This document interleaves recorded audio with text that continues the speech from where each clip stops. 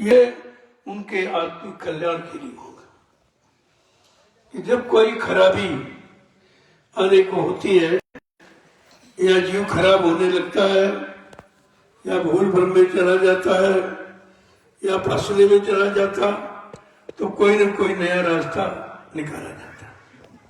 मैंने सोचा था शिवरात्रि के महान पावन पर्व पर कुछ परिवर्तन करूंगा, संगत के लिए, संगत के प्रेमियों के लिए, उनके आत्मिक कल्याण के लिए कुछ न कुछ तो नया परिवर्तन करूंगा।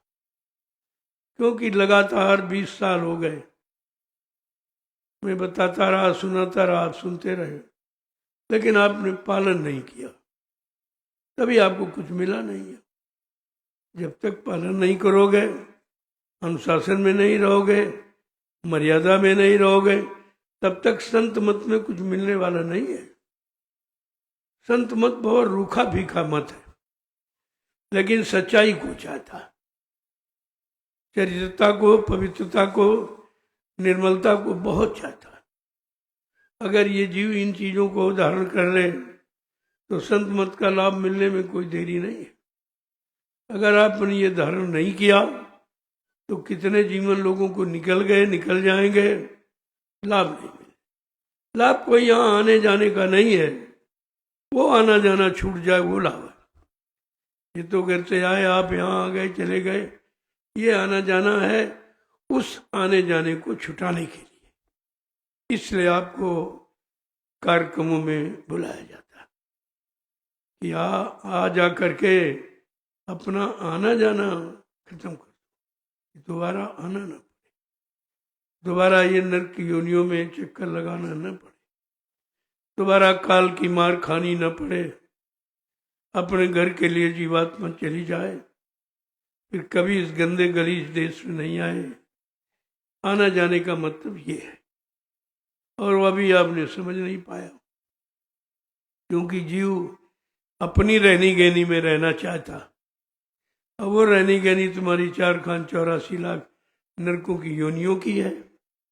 अब वो इससे हटाना चाहते तो उसको कष्ट होता है, तकलीफ होती है। अरे हमारा तो आवाज छुड़ा रहे, हमारी व्यवस्था छुड़ा रहे, तुम्हारी यहाँ व्यवस्था है ही कहाँ, तुम्हारा यहाँ आवास ही कहाँ है? ये तो पराये देश में रह रहे हो। पराये देश, पराई व्यवस्था को अपना समझना ये बुद्धिमानी नहीं है। और आप देखते हो कितने लोग छोड़ के चले गए, कितने जा रहे हैं, कितने हम सब चले जाएंगे। यहाँ रहने का समय, यहाँ तो हम काम के लिए आए हैं, अपना काम बना ले और जीवों का काम बन जाए, बस काम खत्म। इसके बाद अपने घर की तैयारी करो, यहाँ कोई रहने नहीं आया। अब भूल भ्रम संदेह बस आप नहीं समझ पाते, वो बात अलग है।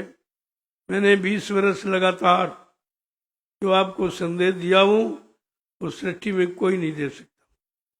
अभी वो मौजूद है और आपको सुनने को मिलेंगे। मैंने उसकी शुरुआत कर दी कि रोज पिछले कार्यक्रमों को दोहराइए। आप जो मैंने कहा है वो तुम्हारे लाभ का है, तुम्हारे कल्याण का है, और उसको आप दोहराइए। तो अभी देखो शुरुआत हो गई है धीरे धीरे। आज भी वो पिछले संदेश आपको जरूर सुनाए जाएंगे, क्योंकि आप भूल चुके हो कि हमने क्या क्या आपसे कहा है, किस किस काम के लिए कहा है और कौन सा लाभ पाने के लिए कहा है। ये मैंने सब सुनाया आपको 20 वर्ष, थोड़ा समय नहीं दिया। तो आज स्वास्थ्य तो खराब है, थोड़ा सा संकेत करूंगा। इसके बाद जो मैंने आपको 20 वर्ष सुनाए हैं, जो भूल गए आप, उन संदेशों को आपके सामने टीवी के माध्यम से सबके कान तक पहुंचाए जाएंगे। उनकी आवश्यकता है, जब तक तो वो नहीं समझोगे ये समझ में नहीं आएगा। भूत को समझो, वर्तमान को बना लो तो भविष्य बन जाएगा। अगर भविष्य बनाना है तो भूत को समझना पड़ेगा, वर्तमान को बनाना पड़ेगा, तभी कुछ आपका काम हो सकता। इसलिए मैंने उन संदेशों को प्रसारित करने के लिए मतलब लोगों को आदेश दे रखा है कि आप इसको पूरे हिंदुस्तान के गुरमुखी प्रेमियों के कान तक पहुंचा दीजिए क्योंकि ये संदेश का अभाव है। कोई नहीं कह रहा, किसी को मालूम ही नहीं है। सबको अपने यानी खाने कमाने से फुर्सत नहीं है। लेकिन खाना कमाना कितने दिन का? जो खाना कमाना समझते हो ये है गंवाना, जीवन को गंवाना, मानो शरीर को गंवाना है। जो वक्त अच्छा मिला उसको गंवाना है, लेकिन नहीं समझ पा रहे, इसी में उलझे पड़े हो। ये उलझन कब सुलझेगी? जब पिछले संदेशों को आपके सामने प्रसारित कराऊंगा। मैंने कह दिया इस संदेश को आप रोज सुबह शाम 1-1 घंटा प्रेमियों को सुना दो। उनको पता चल जाए कि तुम्हें क्या क्या सुनाया गया और कहाँ के लिए सुनाया गया, किस काम के लिए सुनाया गया, कौन सा आत्मिक लाभ पाने के लिए सुनाया गया। ये सब जानकारी आपको लेनी चाहिए। तो मैंने लोगों से कह रखा है कि अब उसका समय आ गया है उन संदेशों को सुनने सुनाने का। बगैर उन संदेशों को कोई परिवर्तन नहीं कर सकता। अगर कोई चाहे गाने बजाने से, रुपया पैसा इकट्ठा करने से, रात पाट धन दौलत पाने से, जिससे परिवर्तन नहीं होता। परिवर्तन अच्छे भाव विचारों से, परिवर्तन शाकाहारी सदाचारी ब्रह्मचारियों के द्वारा होता। जो चरित्रवान है, जो शीलवान है, मतलब यानी उन्हीं के द्वारा परिवर्तन हुआ और होगा। उन शक्तियों को परिवर्तनकारी शक्ति कहते हैं। ऐसे तो अभी बहुत लोग आपके सामने आएंगे और आ रहे हैं, सब आवाज लगा रहे हैं, हम करेंगे हम करेंगे हम करेंगे। मेरे पास भी लोग आ रहे हैं। मैंने कहा भाई कर सकते हो तो कर दो, मैं तो मना नहीं करता हूं। अगर कर सकते हो तो करके दिखा दीजिए, हमारे पास आने की क्या जरूरत। जब तुम करने के लायक हो, सक्षम हो, तो मेरा सहयोग क्यों मांग रहे हो? मैंने तो अभी कुछ कहा नहीं है, लेकिन ये कहा कि परिवर्तन होगा, इसे कोई माई का लाल रोक नहीं सकते। तो मैंने कहा, कहता हूं और कह रहा हूं, अब भी परिवर्तन तो होगा, लेकिन वो परिवर्तन अन्य युगों की भांति नहीं होगा। कोई मार काट, कोई हिंसा, कोई छीना झपटी, कोई अपमानित करके, ये परिवर्तन कलयुग का नहीं है। कलयुग का परिवर्तन बड़े शांतिपूर्ण ढंग से होगा और सबके हित और सबके भले का। किसी को कोई अपशब्द नहीं कहेगा, कोई एक छड़ी तक नहीं मारेगा। अन्य युगों के परिवर्तन में देखा बिल्कुल विनाश कर दिया लोगों। चाहे वो सतयुग का उठाओ, चाहे त्रेता द्वापर का, कितने करोड़ जीवों को मार डाला गया। ये परिवर्तन नहीं है। ये संहार कभी सुधार नहीं हो सकता, लेकिन इतिहास से लिख दिया गया और उसी इतिहास को लोग पढ़ रहे हैं। लेकिन मैंने कहा भाई नहीं, ये मेरा इतिहास नहीं है। कलयुग का इतिहास बिल्कुल इससे अलग होगा, जो मानव बुद्धि के परे है। न मानव सोच सकता, न मानव कर सकता, न मानव विश्वास ही कर सकता। ऐसा परिवर्तन जो जीवों के सामने होने वाला है, जिसकी लोगों के को खबर भी नहीं। बताया तो जा रहा, मैं रोज ही चर्चा करता हूं, आज भी करूंगा, लेकिन ये इतनी आसान समझना नहीं। ये मानव बुद्धि के परे, तब आप कैसे समझोगे। लेकिन धीरे धीरे अगर लगे रहोगे तो काम बना लोगे। जो हट जाएंगे, छोड़ के भाग जाएंगे, वो पता नहीं कितने युग के लिए पीछे चले जाएंगे। फिर ये समय मिले मिले न मिले, ये यानी वक्त घड़ी आपको मिले मिले न मिले, ऐसा मालिक रहनुमा मिले मिले न मिले, जो हर प्रकार से रहम ही करने आया, न तुम्हें दंडित करने आया, न तुम्हें अपराधी बनाने आया, न किसी को कष्ट या अपमानित करने आया। ऐसा काम नहीं होगा। इसीलिए तो लोगों की समझ में नहीं आ रहा कि कलयुग का परिवर्तन कैसा होगा, क्योंकि जो जिक्र की जा रहा वो तो किसी युग से मिल नहीं रहा। अगर किसी युग से मिलेगा तो फिर अनोखा परिवर्तन कैसे माना जाएगा। तो ये परिवर्तन कलयुग का इतना अच्छा होगा कि लोग पिछले तीनों युगों के इतिहास को भूल जाएंगे, पढ़ना ही बंद कर देंगे। अब आप सोचिए कि कितना अच्छा होगा, जबकि देखने में सबसे खराब लग रहा, करनी में सबसे खराब, लोगों को खान पान सबसे खराब, उनके भाव विचार सोच समझ सब खराब, लेकिन महापुरुष क्या कह रहे हैं? ऐसा परिवर्तन जो भूते न भविष्य थे, कभी न हुआ और न कभी होगा।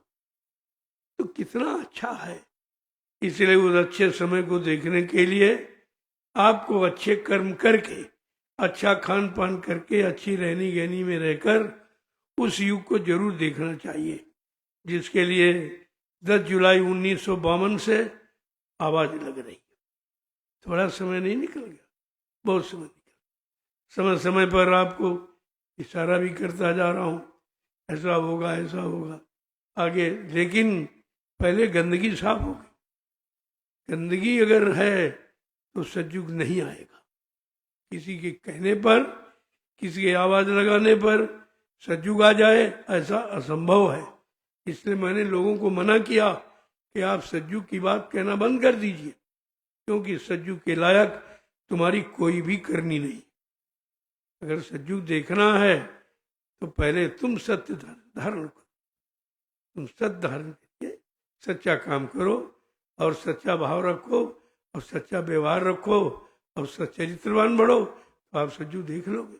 लेकिन अगर ये नहीं है, केवल हल्ला मचाते हो, झंडा उठाए घूम रहे हो, इन अंडे झंडों पंडों से काम नहीं होने वाला, कुछ भी नहीं होगा। ये झंडे वंडे कुछ काम नहीं करेंगे। वो विश्व का झंडा एक, उसके बारे में आपको 20 वर्ष पहले से आगाह किया। मैं बराबर बीच बीच में संकेत करता हूं, हम संपूर्ण मानव जाति का एक ही झंडा है, वो है दूरदर्शी। इसके अलावा कोई झंडा नहीं। समाज के परिवर्तन के लिए, समाज के सुधार के लिए, समाज को मोड़ने के लिए, सही सच्चे रास्ते पर चलाने के लिए, उसको सत्यवान शीलवान चरित्रवान बनाने के लिए एक ही ध्वज है, वो है दूरदर्शी। दूरदर्शी, दूरदर्शी का मतलब जो दूर तक देखे, दूर तक समझे, दूर तक विचार करे और सबके कष्ट मुसीबत को दूर करने की शक्ति सामर्थ्य रखे, उसको कहते हैं दूरदर्शी। इसी तो लोगों की समझ में नहीं रहा है।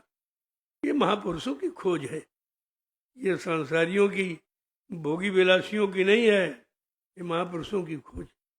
जब तक दूरदर्शी नहीं आएगी तब तक कोई भी व्यवस्था तुम्हारी सुचारू रूप से नहीं चलेगी, मैं लिख के दे दूंगा। और कोई कर भी नहीं सकता, चाहे जितने चुनाव कर डालो, चाहे प्रधानमंत्री मुख्यमंत्री बदल डालो, चाहे जो कुछ आप कर डालो, लेकिन जब बिना दूरदर्शी के यहाँ कुछ भी होने वाला नहीं है। इसको नोट कर लीजिए आप। महाशिवरात्रि के पावन पर्व पर आपको एक संकेत दिया गया कि दूरदर्शी आएगी, तब धरा पर सतयुग लाएगी। दूरदर्शी का ऐलान, स्वर्ग बनेगा हिंदुस्तान। दूरदर्शी आएगी, माँ बहनों की लाज बचाएगी। दूरदर्शी का संकेत, सोमन भी गा देंगे खेत। ये व्यवस्था दूरदर्शी की। आज कोई लागू करे अपने शासन प्रशासन में तो नहीं होगा, कभी नहीं कर सकता। कितना जोर लगा लें आप, मैं पहले भी कहा, आज भी कह रहा हूं, उस समय तब तक परिवर्तन नहीं होगा। कहता ही रहूंगा कि ये काम इंसानों के बस का नहीं है। ये काम नहीं इंसान का, ये काम है प्रभु का। वो प्रभु जो सबका मालिक है, सबका खेवनहार, सबका पालनहार है, वो प्रभु के द्वारा होगा। तभी तो अनोखा परिवर्तन कलयुग का माना जाएगा। और आप पिछले युग को दोहराते हो, उन्हीं में थोड़ा वो मिला जुला की बात करते हो, इसलिए मैं किसी से सहमत नहीं हूं, पूर्णतया सहमत नहीं हूं। हाँ, आप कर रहे हो, अच्छी बात है, अच्छा समझ के आप करते हो, लेकिन अच्छा होगा नहीं, क्योंकि समय अच्छा नहीं। पहले परिवर्तन लोगों के खान पान में करो। प्रथम परिवर्तन है खान पान। जैसा करे आहार वैसे बने विचार। यहाँ विचारों का खेल है। अगर आहार नहीं ठीक है तो विचार कभी ठीक नहीं होगा, और विचार ठीक नहीं है तो व्यवस्था कभी नहीं बदलेगी। कितना हल्ला शोर मचाते रहिए, तुम्हारे शोर मचाने से परिवर्तन नहीं होगा। परिवर्तन महापुरुषों के इशारे से, जो उन्होंने इशारा किया कि शाकाहारी हो जाइए आप, परिवर्तन हो। पहले अपने में परिवर्तन करो, अपने खान पान में परिवर्तन करो, अपने भाव विचारों में परिवर्तन करो, अपने कार्यों में परिवर्तन करो, तब तुम परिवर्तन देख सकोगे। वो तो परिवर्तन की आवाज महापुरुषों की है, लोगों ने नकल करके अपने अपने में जोड़ लिया और सब चिल्ला रहे हैं, सज्जू ला रहे हैं, कोई कुछ कह रहा, कोई कुछ। मैं सबकी सुनता रहता हूँ, ऐसा नहीं है, लेकिन कहता हूँ भाई ये झूठ है, ये तुम्हारे बस का नहीं है। तुम अपनी आदतों में सुधार नहीं कर पाए हो, तुम देश के सुधार की बात करते हो, असंभव है। पहले अपने आप को समझो। जब अपने को देखने लगोगे तो सबको देखने की दृष्टि तुम्हारी अच्छी हो जाएगी, सबकी देखी। अपने आप को देखो, हम क्या है, हमारे हो सकता हो किसी की बुराई कर रहे हो और हमारे अंदर उससे ज्यादा बुराई हो, तब तो कोई फायदा नहीं होगा। बुराई करने से अच्छे नहीं बनोगे, बुराई को अपने अंदर से निकालने से अच्छे बनो। और निकालना कोई चाहता नहीं है, क्यों? उसको अपमान समझता है कि हमारा अपमान कर दिया, हमारा गुप्त राज खोल दिया। अरे भाई, बगैर इसके तो कुछ नहीं होगा। और आपसे कहा गया, अगर स्वच्छ पाक साफ निर्मल पवित्र बनना है तो भली बुरी खोटी खरी गुरु आगे सब खोल, क्योंकि वो सब जानते हैं, वो अंतर्यामी है, गढ़गढ़वासी हैं, वो जरे जरे रोम रम, वो सबको जानते हैं, लेकिन कहते नहीं है, और तुम समझते हो जानते नहीं। तो तुम्हारा ये गंदगी का छिपाना अच्छा नहीं है। गंदगी को बाहर निकाल फेंक दो, आप साफ हो जाओ। और तुम्हारे शर्म लिहाज के अंदर बुरे कर्म करते हो, लेकिन छोड़ते नहीं। अरे सबसे बड़ी बुराई है बुरे कर्म करना, छोड़ना बुराई नहीं है। छोड़ना तो अच्छा ही है, लेकिन उल्टा अर्थ लगाते हो, यही सबसे बड़ी जीव की भूल है। इसी भूल को खत्म करने के लिए कलयुग में संत महापुरुषों ने सत्संग जारी किया। ये सत्संग पहले नहीं था, सब लोग बुराई बनाए रखते थे, पूरे कर्मों में लगे रहते थे और कहते कोई जान न पावे। लेकिन जब कलयुग आया और जब संत पधारे तो उन्होंने सबको खोल के सामने, इस गंदगी को हटाओ। अरे भाई, कोई गंदगी घर में है उसको बाहर फेंक दो, इसमें बुरा क्या है?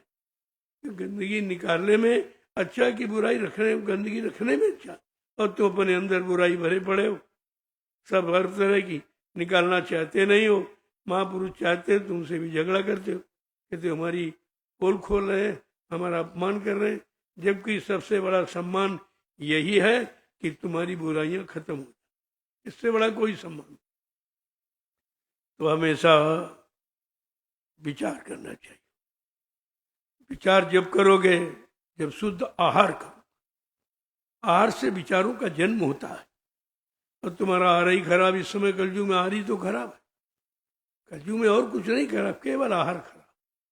जब आहार खराब हो गया तो विचार खराब हो गए, विचार खराब हो गए तो उनके कर्म खराब हो गए, जब कर्म खराब हो गए तो उनको फल नहीं मिल रहा, यानी लाभ नहीं मिल रहा है, शांति नहीं मिल रही। तो उसका कारण तो निकला आहार ही।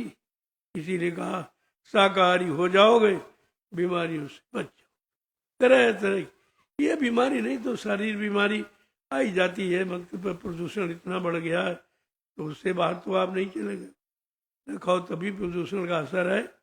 हवा में प्रदूषण है, जल में प्रदूषण है, पृथ्वी में प्रदूषण हो गया, तो इसका असर तो सबके ऊपर है। ज्यादा यानी प्रभाव पड़ेगा जब ज्यादा लोगों के बीच रहोगे। मैं तो 20 बरस से करोड़ों लोगों के बीच में हूँ, करोड़ों के बीच में, और सब तरह की जीवाएं सबसे मिला हूँ, तो कुछ न कुछ तो गंदगी चढ़ेगी। वही गंदगी, वही बीमारी है, वही तकलीफ है, बाकी बीमारी तकलीफ कुछ नहीं होती। वो दूसरे के कर्मों की सजा या अपने कर्मों की सजा को बीमारी कहते हैं। और बीमारी क्या? अब दूसरों का, भाई जो भला करने आया है उसको तो दूसरों का दुख लेना ही पड़ेगा।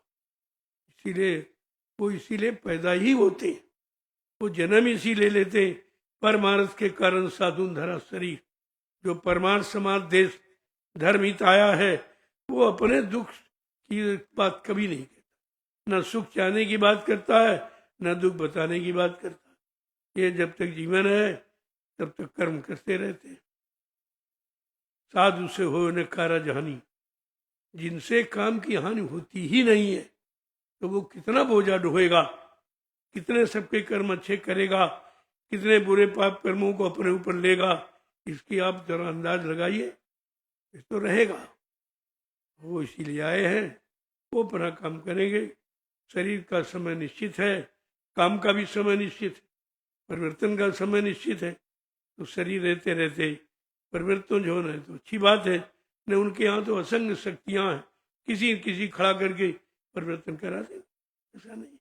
पहले भी आपको बताया गया, तमाम शक्तियां पढ़ लिख कर कॉलेज यूनिवर्सिटियों से बाहर तमाम पढ़ रहे हैं। अब वो समय करीब है जब इसकी आवाज लगाई जाएगी, आवाज लगाई जाएगी, सब शक्तियां आकर एक हमारे दूरदर्शी प्लेटफार्म पर खड़ी हो जाएंगी। फिर मैं उनको काम दूंगा, समाज का काम, देश का काम, धर्म का काम, व्यवस्था का काम, सुरक्षा का, ये सब काम होगा। ऐसा नहीं एक तरह का काम नहीं, सब तरह, तभी तो सतयुग माना जाएगा। सतयुग का मतलब सबका, इस युग में सबका भला, सबका कल्याण, सबकी आत्मा को शांति मिले, तो छोटा मोटा काम थोड़ी होगा, उसे एक कोई शक्ति थोड़ी करेगी, असंग शक्तियां। तो इशारे में कहा गया कि मतलब यानी कि जब त्रेता था तब कितनी शक्तियां, द्वापर था तब गिनती की शक्तियां आई थी, क्योंकि काम छोटा था, वो देसी प्रदेशी परिवर्तन था, कोई भारी काम नहीं था। और वो भी परिवर्तन कोई शांत प्रिय ढंग का नहीं था, मारकाट का, हिंसात्मक परिवर्तन था। लेकिन आज कलयुग में संत पधारे हैं, उनके यहाँ हिंसा और अपमान करने की कहीं जगह ही नहीं, तो इतने सुरक्षित आते हैं। काम तो होगा, ऐसा नहीं है, लेकिन अब ये है कि काम के काबिल जब तक नहीं तब तक काम कैसे हो। अब काबिलियता, योग्यता कैसे जानी जाए, कहते परीक्षा के द्वारा। बगैर परीक्षा के कोई विद्यार्थी अपने को योग्यता नहीं बता सकता, कोई अध्यापक नहीं बता सकता, क्योंकि वो तो अपनी निजी बात है। परिवर्तन तो होगा, उसे कोई रोक नहीं सकता, लेकिन उसके लिए कितना त्याग, कितना संयम करना पड़ेगा। उन शक्तियों को अपने आप के लिए बिल्कुल एक आहुति सी देनी पड़ेगी, तब वो परिवर्तनकारी शक्तियां काम करें, वो महापुरुषों की के संरक्षण में करेंगे। ऐसे नहीं जो आया सो करने लगा, जो है जैसे सब हल्ला मचा रहे हैं, हम करेंगे हम करेंगे हम करेंगे।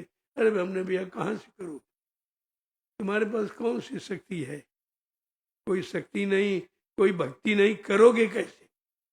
केवल जवान से काम नहीं होता, जवान से प्रसारण होता, काम नहीं होता। वही आप कर रहे हो। मेरे पास तो सभी तरह के लोग आते हैं, सभी वर्ग के आते हैं, तमाम झंडे वाले आते हैं। हम तो किसी का अपमान करते नहीं, हम तो हाँ ठीक है, लेकिन हमने कहा ये है कि भाई इस समय काम का नहीं है। ये मैं सबसे, जो तुम कह रहे हो तुम्हारे काम का समय अभी नहीं है और तुम्हारे वश का भी नहीं। कलयुग का परिवर्तन, कलयुगे संघे शक्ति, कलयुग में संघ संगठन ही शक्ति। तुम्हारे पास संगठन 4 आदमी भी नहीं, वो भी हैं तो अपना अपना अलाप रहे, तुम्हारे विचारों से सहमत नहीं है, तुम्हारे कार्यों से सहमत नहीं है, तुम्हारी नीतियों से सहमत नहीं है, तुम्हारे कर्म खान पान से सहमत नहीं, फिर कैसे होगा? प्यार कीजिए, कैसे होगा? हाँ होगा, ये तो निश्चित है, तो मैं कहता हूँ, आज भी कह रहा हूँ, लेकिन जैसे तुम कह रहे हो ऐसे नहीं। इसलिए सिमट कर एक जगह आ जाओ, एक जगह आ जाइए, सिमट कर तुम्हारी शक्ति बढ़ जाएगी और शक्ति ही काम करेगी। अब तुम अलग अलग दुकानें खोले बैठे हो, तो बस दुकानें तो कमाने खाने के लिए हैं, दूसरों के काम करने की दुकानें थोड़ी खुलेगी। दुकानें तो अपने काम के लिए खुलेगी। यही नहीं समझ पाते लोग बेचारे, सब अलग अलग झंडा ले लिया और 4-6 पंडे इकट्ठे हो गए, बस वही खान पान बात शुरू हो गई। चंदा दे दो, सेवा दे दो, सामान दे दो, कुछ नहीं रहा, भूखे मर रहे हैं, रोटी। ये परिवर्तन है? ये शक्तियाँ परिवर्तन करेंगी। जिनको अपनी रोटी तक की व्यवस्था नहीं है वो परिवर्तन करेंगे, बिल्कुल एकदम सोचता ही कुछ नहीं। मेरे पास भी आते लोग, ऐसा नहीं है, लेकिन मैं किसी को असंतुष्ट नहीं करता हूँ। लेकिन इशारे में सब कह देता हूं कि नहीं नहीं भाई, अभी समय नहीं है, इंतजार करो, व्यवस्था करो, व्यवस्था बनाओ, संगठन तैयार करो। बगैर संगठन के कुछ नहीं होगा। और किसी के पास 100 आदमी सच्चे नहीं है अभी, सर हमारे यहां भी नहीं। ये भीड़ आप देख रहे हो, लेकिन नहीं, अभी एक कोई घटना हो जाए दिखाई नहीं देंगे, सब गायब। कहते हम तो जब गुरुदेव वहीं नहीं, हम तो जानते नहीं, अभी इमरजेंसी में था, इमरजेंसी आई सब भूल गए, सब बाबा जी का फोटो उठा के फेंक दिया, इधर उधर सब किताबें पत्रिकाएं सब फेंक दी। कहते हम तो जब गुरुदेव जानते नहीं, हम तो कभी नाम लेते नहीं। एक तो छोटी सी बात है, अरे परिवर्तन के लिए तो कुर्बानी देनी पड़ेगी भाई, कुर्बानी। अबे शरीर की कुर्बानी नहीं है, गंदे खान पान, गंदे विचारे, गंदे कर्मों की कुर्बानी देनी ही पड़ेगी। बगैर इसके ये स्वच्छ पाक साफ निर्मल परिवर्तन नहीं होगा। मैं बार बार कहता हूँ, आज मैं विशेष संदेश के लिए आया हूँ कि आपको एक बार फिर इशारा कर दूं कि भूल भरम में मत रहिए। अगर कोई कुछ कह रहा हो तो बिल्कुल झूठ मानना। ये परिवर्तन किसी के बस की बात। परिवर्तन करेगा जिसने अपने में परिवर्तन कर लिया, सब तरह से वो परिवर्तन कर सकेगा और वही परिवर्तन देख सकेगा। तो इसलिए सब प्रेमियों को चाहिए कि समय के परिवर्तन को देखने के लिए कम से कम उस लायक तो बन जाओ। मैंने तो कहा भाई सज्जू देखना है तो सज्जू के लायक बन जाइए, आप देख लोगे। अब केवल तुम जमान से उच्चारण करो सज्जू गाएगा, सज्जू गाएगा, और तुम्हारे सब कलयुग विचारधारा तो तुम कभी नहीं देख पाओ। तुम तब तक जिंदा ही नहीं रहोगे, तुम देखोगे क्या? इसलिए झूठी आवाज कभी नहीं लगानी चाहिए। और फिर ये सतयुग सत्य की आवाज है, पहले सतयुग कह दिया गया, इसमें तुम झूठ बोल रहे हो, स्वार्थ लोभ लालच अपना हल करना चाहते हो, असंभव, ये कभी नहीं होगा। ऐसी व्यवस्था ही है। अभी इस व्यवस्था का तो कुछ जिक्र ही नहीं हमने किया। ये कहा है कि व्यवस्था है और सब बन के तैयार हो गई है, व्यवस्था में कमी नहीं है, केवल जिन पर व्यवस्था लागू की जाए उनमें कमी। अगर वो लोग कमी अपनी दूर कर लें तो व्यवस्था तुम्हारे लिए बनाई गई। व्यवस्था कोई बेचने के लिए थोड़ी की, कि वो तो देने आया, वो तो दे के जाएंगे। अब ये तुम लेने लायक बन पाए कि नहीं बन पाए, ये तुम्हारे पर है। ऐसा है, ये बड़ा विचित्र मत है, संत मत बड़ा विचित्र मत, जो अन्य युगों से बिल्कुल अलग थलग। जरा सा तुम मिलाने की कोशिश करोगे तो फेल हो जाओ, तुम्हारी विचारधारा खत्म हो जाएगी। एक और यार कभी नहीं हुआ, कैसे हो जाएगा? अरे कभी नहीं हुआ तभी तो होगा, तभी तो मान्यता होगी। कलयुग को कौन मानेगा? कलयुग तो सबसे खराब। लेकिन महापुरुष कहते हैं कलयुग सम नयान युग जो नरकर विश्वास। कलयुग के समान जीवात्मा के कल्याण हित का कोई युग है ही नहीं, अगर संतों की बात पर आपको विश्वास हो जाए। बात तो विश्वास की, यहाँ विश्वास खत्म। भाई पर भाई का विश्वास नहीं, बाप का बेटे पर विश्वास नहीं, पति का पत्नी पर विश्वास नहीं, राजा का रैयत पर विश्वास नहीं, गुरु का शिष्य पर नहीं विश्वास, तो परिवर्तन कैसे हो जाएगा? इसलिए अभी समय है। समय के अंतर्गत पहले अपने आप को बदलो, तब तुम महापुरुषों का बदलाव देख सकते हो, समझ सकते हो और विश्वास कर सकते हो। जब तक तुम्हारे में नहीं तो आपकी समझ में नहीं आए, आपको विश्वास ही नहीं होगा। विश्वास तो अपने आप से होता है। तो इसलिए बात समझने की कोशिश करो। अब ये पर्व बहुत पुराना है और ये पर्व भौतिक नहीं है, आध्यात्मिक। कोई बिरला ये समझ रहा कि आध्यात्मिक, सारे पर्व एकदम भौतिकता में आ गए, जबकि हैं आध्यात्मिक। अब कोई आध्यात्मिक है नहीं। आध्यात्मिक गुरु हो तो अध्यात्म की परिभाषा बताएगा, अध्यात्म की क्रियाक्रम बताएगा और आध्यात्मिक लाभ आपको दिलाएगा। लेकिन सब स्वार्थ में डूब गए, कोई नहीं बचा। स्वार्थ आगे है, परमार्थ बहुत पीछे। फिर कैसे समझ पाओ? पहले कहते हैं स्वार्थ हल हो, परमार्थ देखा जाएगा। जबकि ये होना कि पहले परमार्थ हो जाए, स्वार्थ देखा तो बन ही जाएगा। स्वार्थ तो परमार्थ के पीछे पीछे चलता, लेकिन जब तुम स्वार्थ न परमार्थ को समझ ही नहीं पाए हो और स्वार्थ में इतने डूब गए कि परमात्मा की परिभाषा भूल गए तो कैसे होगा। इसलिए ये तो ऋषि मुनि महात्माओं की देन है, जो पर्व के नाम आप जानते हो, काम तो नहीं जानते हो लेकिन नाम जानते। महाशिवरात्रि पावन पर्व,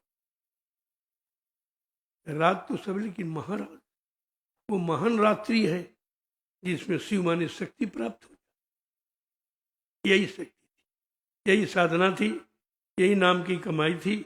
जीवात्मा जाग जाए, अपने घर की तरफ चले, सबसे बड़ी शक्ति। इस शक्ति को भगवान शंकर ने प्राप्त किया था, लेकिन आगे का गुरु नहीं मिला तो बेचारे सीमित रहे। नेत्र तो इतना खुल गया, लेकिन घर पहुंचने के लिए, पहुंचाने के लिए आगे का जानकार नहीं मिला तो वहीं तक सीमित रहे। इसलिए शिव अपने लोक में सीमित है, ब्रह्मा ब्रह्मलोक में सीमित है, विष्णु विष्णुलोक में सीमित है, राम साकेत लोक में सीमित है, कृष्ण गोलोक में सीमित है, देवी देवता देवलोक में सीमित है, और मानव मृतलोक में सीमित है। सब सीमित तो है अपनी अपनी जगह पर, लेकिन इस समस्या कैसे हल? अगर यहीं सब बने रहेंगे तो घर जाने वाली बात तो फिर झूठ हो जाएगी। कौन सा घर, कहाँ घर है, इस घर से उस घर की दूरी कितनी है, इस घर से उस घर कैसे जाया जाए, क्या कोई जानकार है? उसी की तरह, उसी जानकार की तलाश का नाम है सत्संग। सत्य का सत्य, सत्य की जानकारी, सत्य देश की जानकारी हो जाए तो सबको लाभ हो। सब चाहते वही है। जीवात्माओं का मूल अर्थ है अपने घर जाना, लेकिन अब कोई घर भेजने वाला, घर का राज्य बताने वाला हो, अरे घर कोई पहुंचाने वाला मिल जाए तो और अच्छा। कई चीजें, जैसे मान लीजिए कहीं आप जाना चाहते हो तो कोई जा रहा, उससे पूछा भैया फला जगह कल, हाँ चले जाओ, यही रास्ता। वो भी जानकार है, आपको बताया, आपका सहयोग किया, लेकिन इस सहयोग से आपका काम थोड़ी बने। तब तक दूसरा मिल गया, आपने कहा भैया फला जगह जाएंगे, कल चले जाओ, रास्ते में नदी मिलेगी, एक पहाड़ मिलेगा, उसका भी कहना उचित है, लेकिन ये पहुंच नहीं है, ये पहुंचाने वाले नहीं है। तब तक तीसरा मिल गया, कहा कि क्या कल भैया फला जगह हम जाना चाहते हैं, क्या आपको जानकारी है? कल हाँ जाओगे तो शहर मिलेगा, और मतलब ये तमाम चिन्ह उसने भी बता दिए। यद्यप चिन्ह हैं उस मंजिल के, लेकिन चिन्ह मंजिल पर पहुंचाएंगे नहीं, ये भूल है। तब तक ये मिल गया चौथा, कहाँ जाओगे? फला, कल आओ हमारी साइकिल पर बैठ लो। अब आपका सब खत्म, केवल बैठ लो पहुंचा देगा। क्यों? कि वहीं का जानकार, वहीं जा रहा। ऐसा आपको चाहिए जो कहे आओ बैठ जाओ, मैं तुमको तुम्हारे घर, आज वही था आपके सामने, या ये बैठ जाओ मैं तुमको तुम्हारे घर पहुंचा दूं। आज वही आपके सामने प्रण किया जा रहा कि ऐसी नाम की नौका मैंने लगा दी भवसागर में, तुम विश्वास के साथ बैठ जाओ, मैं तुमको तुम्हारे घर पहुंचा दूं। इतना बड़ा विश्वास इतिहास में किसी ने नहीं दिया। और आपको क्या चाहिए? ऐसे महापुरुष को नहीं समझ, फिर किसको समझोगे? फिर तो तुम्हारा समय ही खत्म हो जाएगा और दूसरा कोई आएगा नहीं। अब इसीलिए कहा भल चाहो तो चेतो, आए लगा दी नाव, बहुर बहुर पछताओगे, फिर न सोदाओ। यानी दोबारा ये मौका फिर आपको नहीं मिलेगा। इतनी बड़ी बात है, लेकिन नहीं समझ में आ रहा। कितने दिन से समझाया जा रहा और सब करके दिखाया भी जा रहा लगभग, लेकिन अब ये है कि वो पूर्ण गति तो जब होगी तो तुम पूर्ण हो। बगैर पूर्ण स्थिति वाला ही पूर्ण गति को समझ पाएगा। बीच में शंका पैदा हो जाए, पता नहीं ऐसा है कि नहीं, अरे ये वहाँ जाते कि नहीं जाते, इनको जानकारी है कि नहीं है, ये पार कर पाए कि नहीं, हमें पार करेंगे, तमाम तरह की शंकाएं बीच में पैदा हो। इसलिए पूर्ण ज्ञान, आत्मज्ञान बहुत जरूरी, उसी आत्मज्ञान को पूर्ण ज्ञान कहते हैं। अब धीरे धीरे धीरे धीरे सत्संगों में आते जाते रहोगे तो ये सारे महापुरुषों के हैं समझ में आ जाएंगे। फिर तुम्हारे अंदर इच्छा पैदा होगी, यार पूर्ण क्या है, हम लोग अपूर्ण है, बेकार है, समय खराब कर रहे हैं, चलो पूर्ण की तरफ चलें। अपूर्ण है उसकी उस जानकार की तलाश करे, तो धीरे धीरे धीरे ऐसा जानकारी प्राप्ति भी कर रहे थे। इसलिए कहा भाई बैठो मत, प्रयास करते रहो प्रयास। दिन खोजा तिन पाइयां, गहरे पानी पैठ, मैं बौरी ढूंढन गई रही किनारे बैठ। कितना साफ संतों ने पाया, उन्होंने बिल्कुल साफ साफ करके बताया कि भाई किनारे एक बैठे रहोगे तो किसी दरिया नदी की गहराई नहीं बता सकते देखकर, वो तो अंदर घुसने पर पता चले। ऐसे अगर मत की गहराई जानना है तो उस मत के अंत तक जाना पड़ेगा। उसका जो आदेश है, जो नियम असूल है, वो आपको मानने पड़ेंगे। बगैर उसके उस मत की सच्चाई आप नहीं ग्रहण कर सकते। ये सब चीजें बहुत जरूरी है। जब कभी ऐसा समय तो कभी आया नहीं है, तो मालिक की मौज हो गई जो आपको इस समय मिल गया है, और धीरे धीरे आप जानने भी लगे हो। जो लोग लगे हैं वो जान जाएंगे, जो नहीं लगे हैं वो बाद में पश्चाताप करेंगे। लेकिन पश्चाताप कभी सफलता का प्रतीक नहीं होता। पश्चाताप को तुमको और पीछे ढकेल दे, ये भी करेगा। तो प्रयास निरंतर करना चाहिए, प्रयास मत बंद करो, चलते रहो चलते रहो। हम कहना चाहे 1000 किलोमीटर की दूरी हो, अगर आपने चलना शुरू कर दिया तो एक न एक दिन वो 1000 किलोमीटर की यात्रा तुम्हारे पैरों के नीचे आ जाएगी। लेकिन कौन? जो लगातार चलता रहे। जय गुरुदेव नाम प्रभु का, जय गुरुदेव नाम प्रभु का। प्रभु का प्यारा नाम। देखो सबसे बड़ी बात ये, इस तरह की नाम की व्याख्या किसी ने नहीं, और इस तरह जितने नाम आए इतना प्रचार किसी ने, और जिसने जो नाम के अधीन आया उसने भी अपने मुंह से नहीं कहा, क्योंकि ये महात्माओं गुरुओं का विषय है। गुरु ने तो इशारा करके कहा, लेकिन अब वो सांसारिक गुरु थे, शारीरिक, तो शरीर तक उसका अर्थ बता पाए।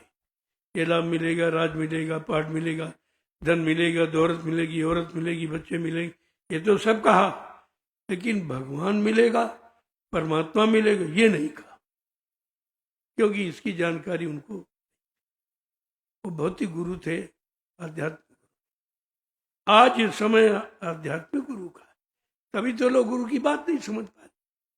उनके पास जितना अनुभव है भौतिक गुरुओं का, राजपाट, धन दौलत, मान सम्मान, आशीर्वाद ये दिलाने मिलाने वाले, लेकिन आत्मा का कल्याण हो ऐसे जगाए नहीं थे। आत्मिक ज्ञान देने वाला कोई गुरु आया नहीं था। ये तो कलयुग में पधारे। धीरे धीरे अब लोगों की बात समझ में आने लगी कि नहीं भाई ये कुछ खेल अलग है, ये अन्य लोगों से मिलता जुलता नहीं है। तभी कहा भाई जो भौतिक गुरु हैं वो राजपाट, धन दौलत, मान सम्मान से संबंध रखते हैं और उसी से आपको जोड़े रहेंगे। लेकिन जो आत्मिक गुरु है वो केवल आत्मा की ही बात करे, वो इधर उधर की बात नहीं कहे। और बताया भी गया कि अगर तुम शरीर इंद्रियों से पूजा पाठ, तीर्थ व्रत, दान, हवन, जप, यज्ञ, गंगा स्नान करोगे तो शरीर इंद्रियों को लाभ मिलेगा। जिसे करोगे उसको लाभ मिलेगा। तो सीधा, अगर शरीर इंद्रियों से करोगे तो शरीर इंद्रियों मन को लाभ मिलेगा, आत्मा से करोगे तो आत्मा को लाभ मिलेगा। तो आत्मिक लाभ तो लोगों ने बताया नहीं। ये पहला अवसर कलयुग में है जो आत्मिक लाभ देने वाला महापुरुष भूमंडल पर आया, और वो लाभ मिलने के बाद सारे लाभ बहुत पीछे चले, उनकी जरूरत ही नहीं। आत्मिक लाभ, आत्मा का कल्याण हो जाए, यहाँ कौन आने के लिए तैयार? फिर इसका लाभ कौन लेगा? जरूरत नहीं पड़ेगी। इसीलिए कहा कि पूजा पाठ, तीर्थ व्रत, दान, हवन, जप, यज्ञ, गंगा स्नान करोगे तो शरीर से करोगे, शरीर इंद्रियों को लाभ मिल जाएगा। इससे क्या मिला? काम मान मिला, सामान मिला, सम्मान मिला। लेकिन बात आत्मा से भजन करोगे तो भगवान मिलेगा। वो भगवान पाने, ये सामान पाने का। अब तुम्हें क्या चाहिए? तो ज्यादा संख्या सामान और सम्मान पाने की है, भगवान पाने की इच्छा किसी में नहीं है। क्योंकि भगवान पर भी विश्वास नहीं है कि वो चीज तो यहाँ मिली नहीं, सज्जू त्रेता द्वापर में थी नहीं, तो विश्वास हो तो कैसे हो? या तो पिछले इतिहास को पढ़ के विश्वास हो, या कोई वर्तमान में ऐसा जानकार हो उससे सुनकर विश्वास कर लो। अब दोनों चीजें अभी नहीं।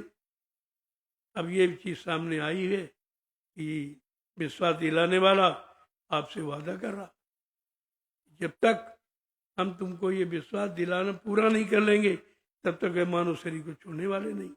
इससे बड़ा और क्या वादा हो सकता?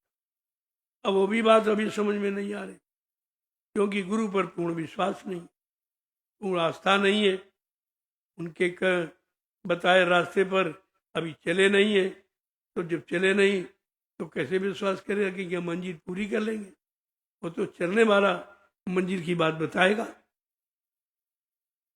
इसलिए महापुरुषों ने जो आंतरिक भूल हो 3 युगों की हो गई है, उसके शुद्धिकरण की बात करती कि उसको पहले सुधारो। वो गंदगी है, अगर वो गंदगी से निकल गए तो जल्दी बात समझ में आ जाएगी। तो क्या कह रहे हैं कि अब लो भरम भुलानी, पिया का भेद न जानी। अब लो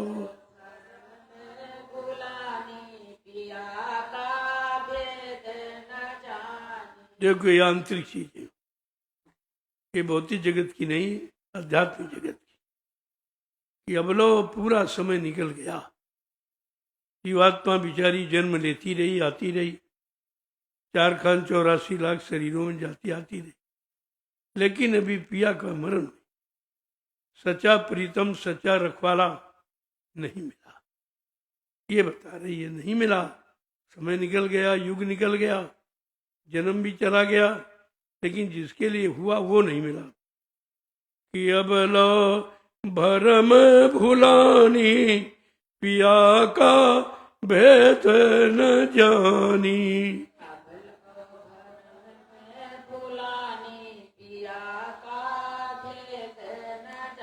देखो कितना कठिन है कि तुम उच्चारण भी नहीं कर पा रहे।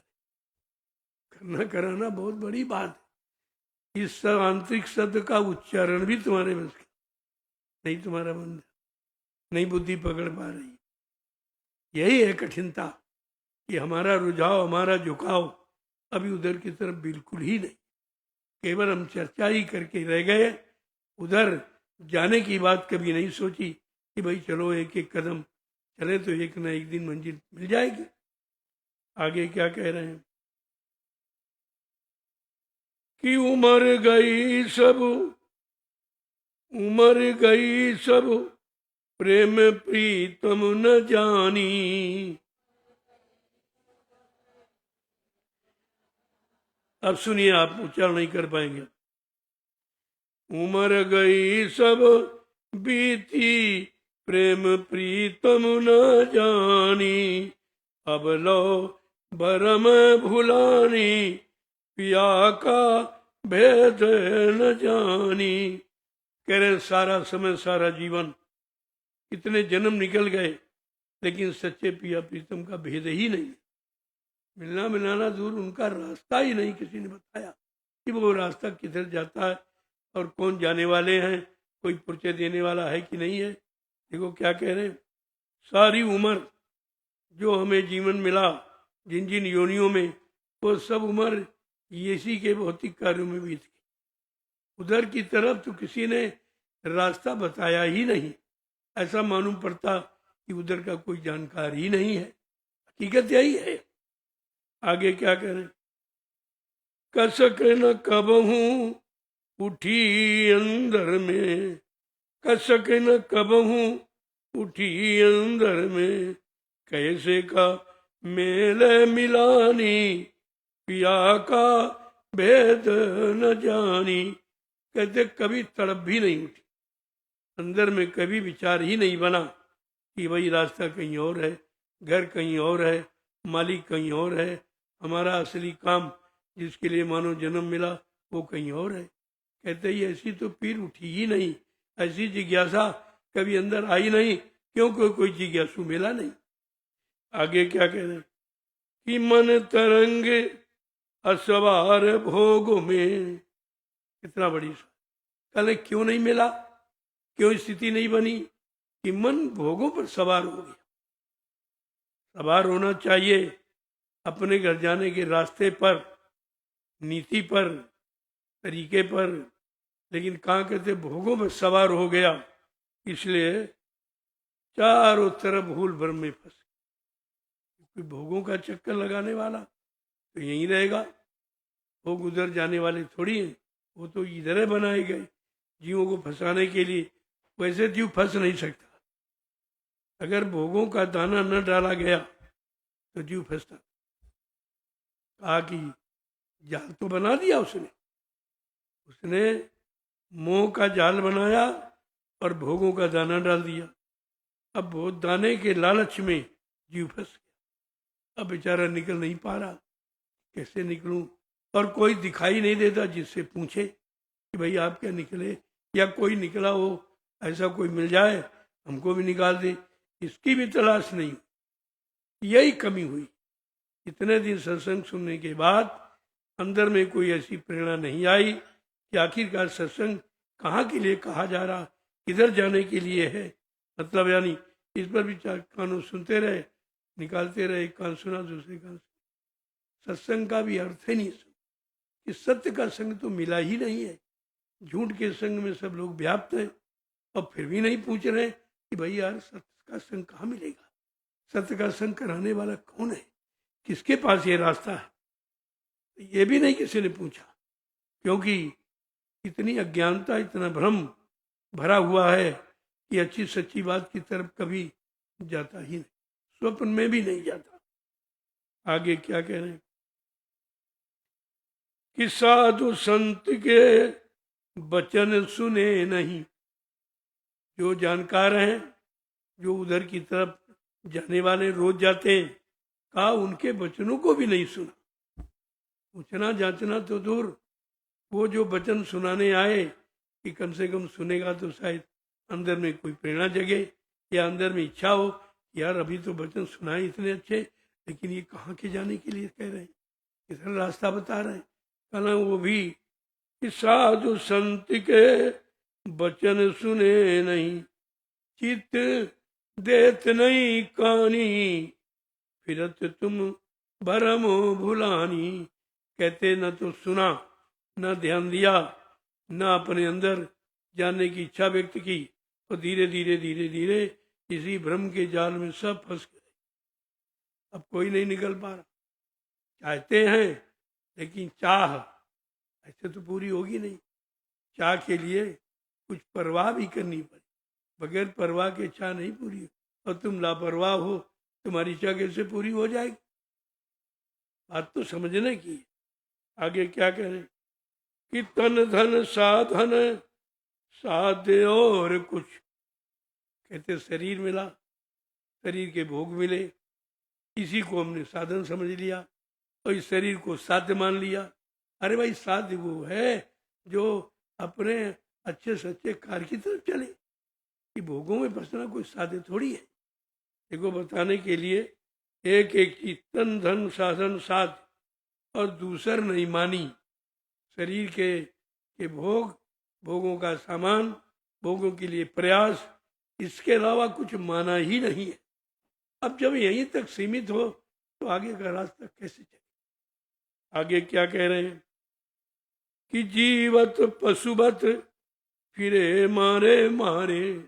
कहना जिंदा है लेकिन पशुओं के समान मारे मारे को, जैसे पशु को कोई ज्ञान नहीं है, क्या अच्छा है क्या बुरा है, क्या पाप है क्या पुण्य है, क्या शुभ क्या शुभ, क्या अपना विरान, कुछ उसको उसका ज्ञान है।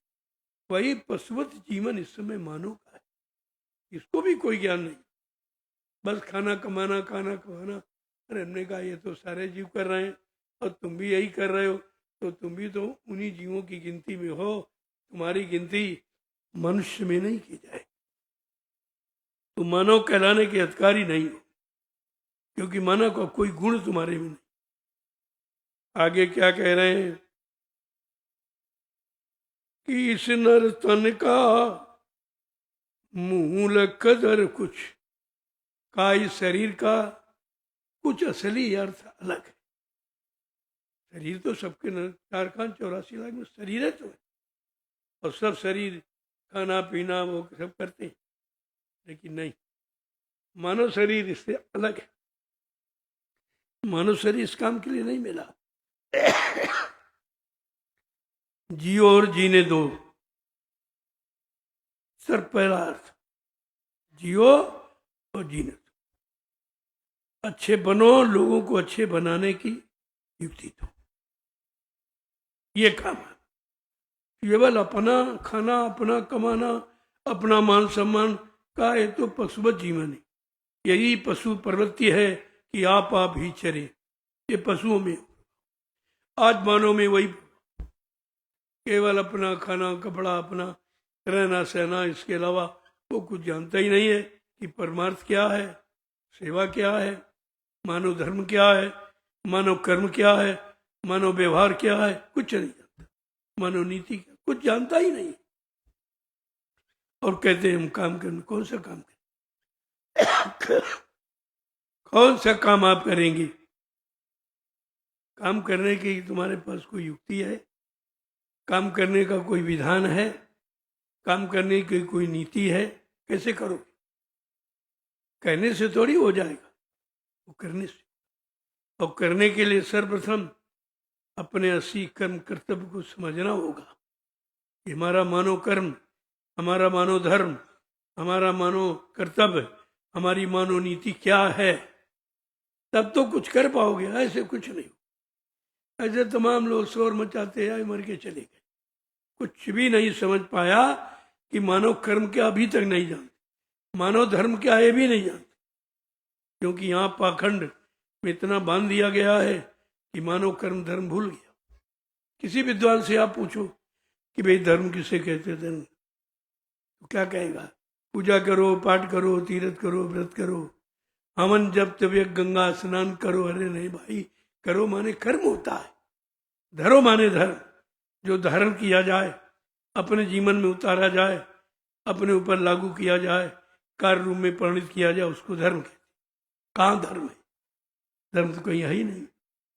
धर्म लोप हो गया, धर्म की परिभाषा खत्म कर दी। अब केवल कर्म रह गया, वो भी स्वार्थी कर्म, शारीरिक कर्म, जो तुम्हारे साथ जाने वाला। क्योंकि शरीर नाशवान है, शरीर से संबंधित जो भी कर्म करोगे सब नाश, कोई भी आपके साथ नहीं है। हम अभी तक यही नहीं समझ पाए हमारा क्या। अगर ये जान जाते कम से कम, तो अपना तो काम कर ही लेते। यही नहीं जान पाए हमारा कर्म क्या, हम कौन सा कर्म करें जो हमारे साथ जाए, हमारे जाने के बाद लोग उसको याद करें, लोगों को उससे, लाखों लोग उससे लाभ उठाएं। उसे कहते मानव कर्म। कौन बता रहा, बताइए। तो अपनी अपनी दुकान खोलने के चक्कर। अरे मानव दुकान नहीं है, मानव दुकान नहीं है, मानव सर्वश्रेष्ठ जन्म है, जो सारे जन्मों को खत्म करने के लिए आया। पशुओं का, पक्षुओं का, कीड़े मकोड़ों का, नाली के बदबूदार कीड़ों का, सबको खत्म करने के लिए मानव जन्म मिला। और तुम सब में जाने के लिए मानव जन्म समझते हो, और वही कर्म करते हो। ये मिल जाए, ये मिल जाए, ये मिल जाए, वो मिल जाए। अरे जिनको मिल गया उनका इतिहास पढ़ लीजिए, पता चल जाए मिलने कि जिनको मिला वो कहाँ ले गए, उसका क्या हुआ, अंत में लोगों ने उसके बारे में क्या कहा कि ये किसी का नहीं है, न किसी का था, न है, न रहेगा। अगर इतनी बात समझ रहे तो झगड़ा खत्म, झगड़ा खत्म हो जाए। झगड़ा केवल मान सम्मान का, जो अंदर में घुस गया। महापुरुषों ने कहा लाभ और मान क्यों चाहे, पड़ेगा सब तुझे देना। ये लाभ मान भी बहुत भारी कर्जा है आपको देना। यहाँ इंसान लाभ चाहता है, लाभ देना नहीं चाहता। सम्मान चाहता है, सम्मान करना नहीं चाहता। तो फिर क्या कर सकते? ये तो काम तुम्हारे बस का है ही नहीं। सर्वप्रथम काम करने के पहले वो सारे काम तुम्हारे अंदर आ जाने चाहिए। सारे काम कर लोगे तो तुमको अपने कर्म करने का अनुभव होगा, वो सच्चा ज्ञान। जो कर लोगे वो झूठ नहीं है, जो सुन लोगे पढ़ लोगे वो झूठ है। पता नहीं उसने किस स्थिति परिस्थिति में आके लिख दिया है, वो समय कैसा था, आज समय कैसा। यहाँ तो नित्य परिवर्तन है। ये बात समझ में आ जाए तो सारी गंदगी खत्म, सब खत्म।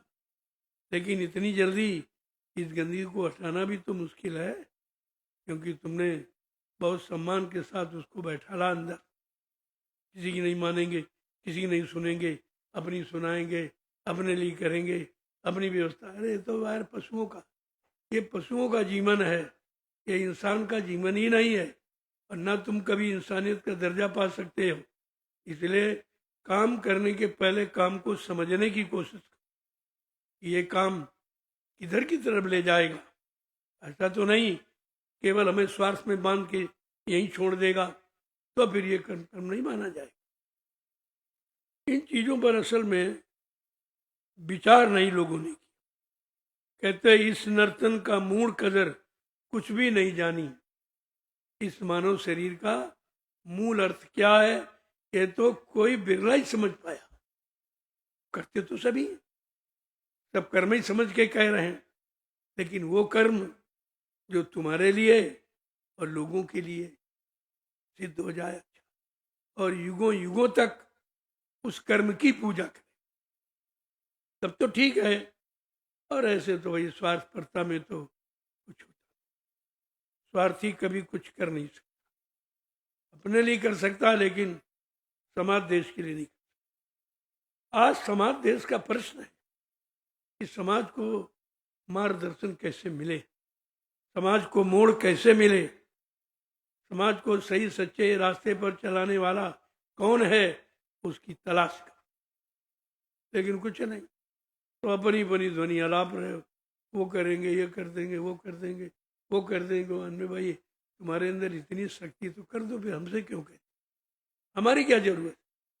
तुम्हारे में इतनी क्षमता है, इतनी शक्ति है, विचारवान हो, तो आप करके दिखा दीजिए। मैं तो ये कहता हूँ कभी नहीं कर पाओगे, कभी भी नहीं कर।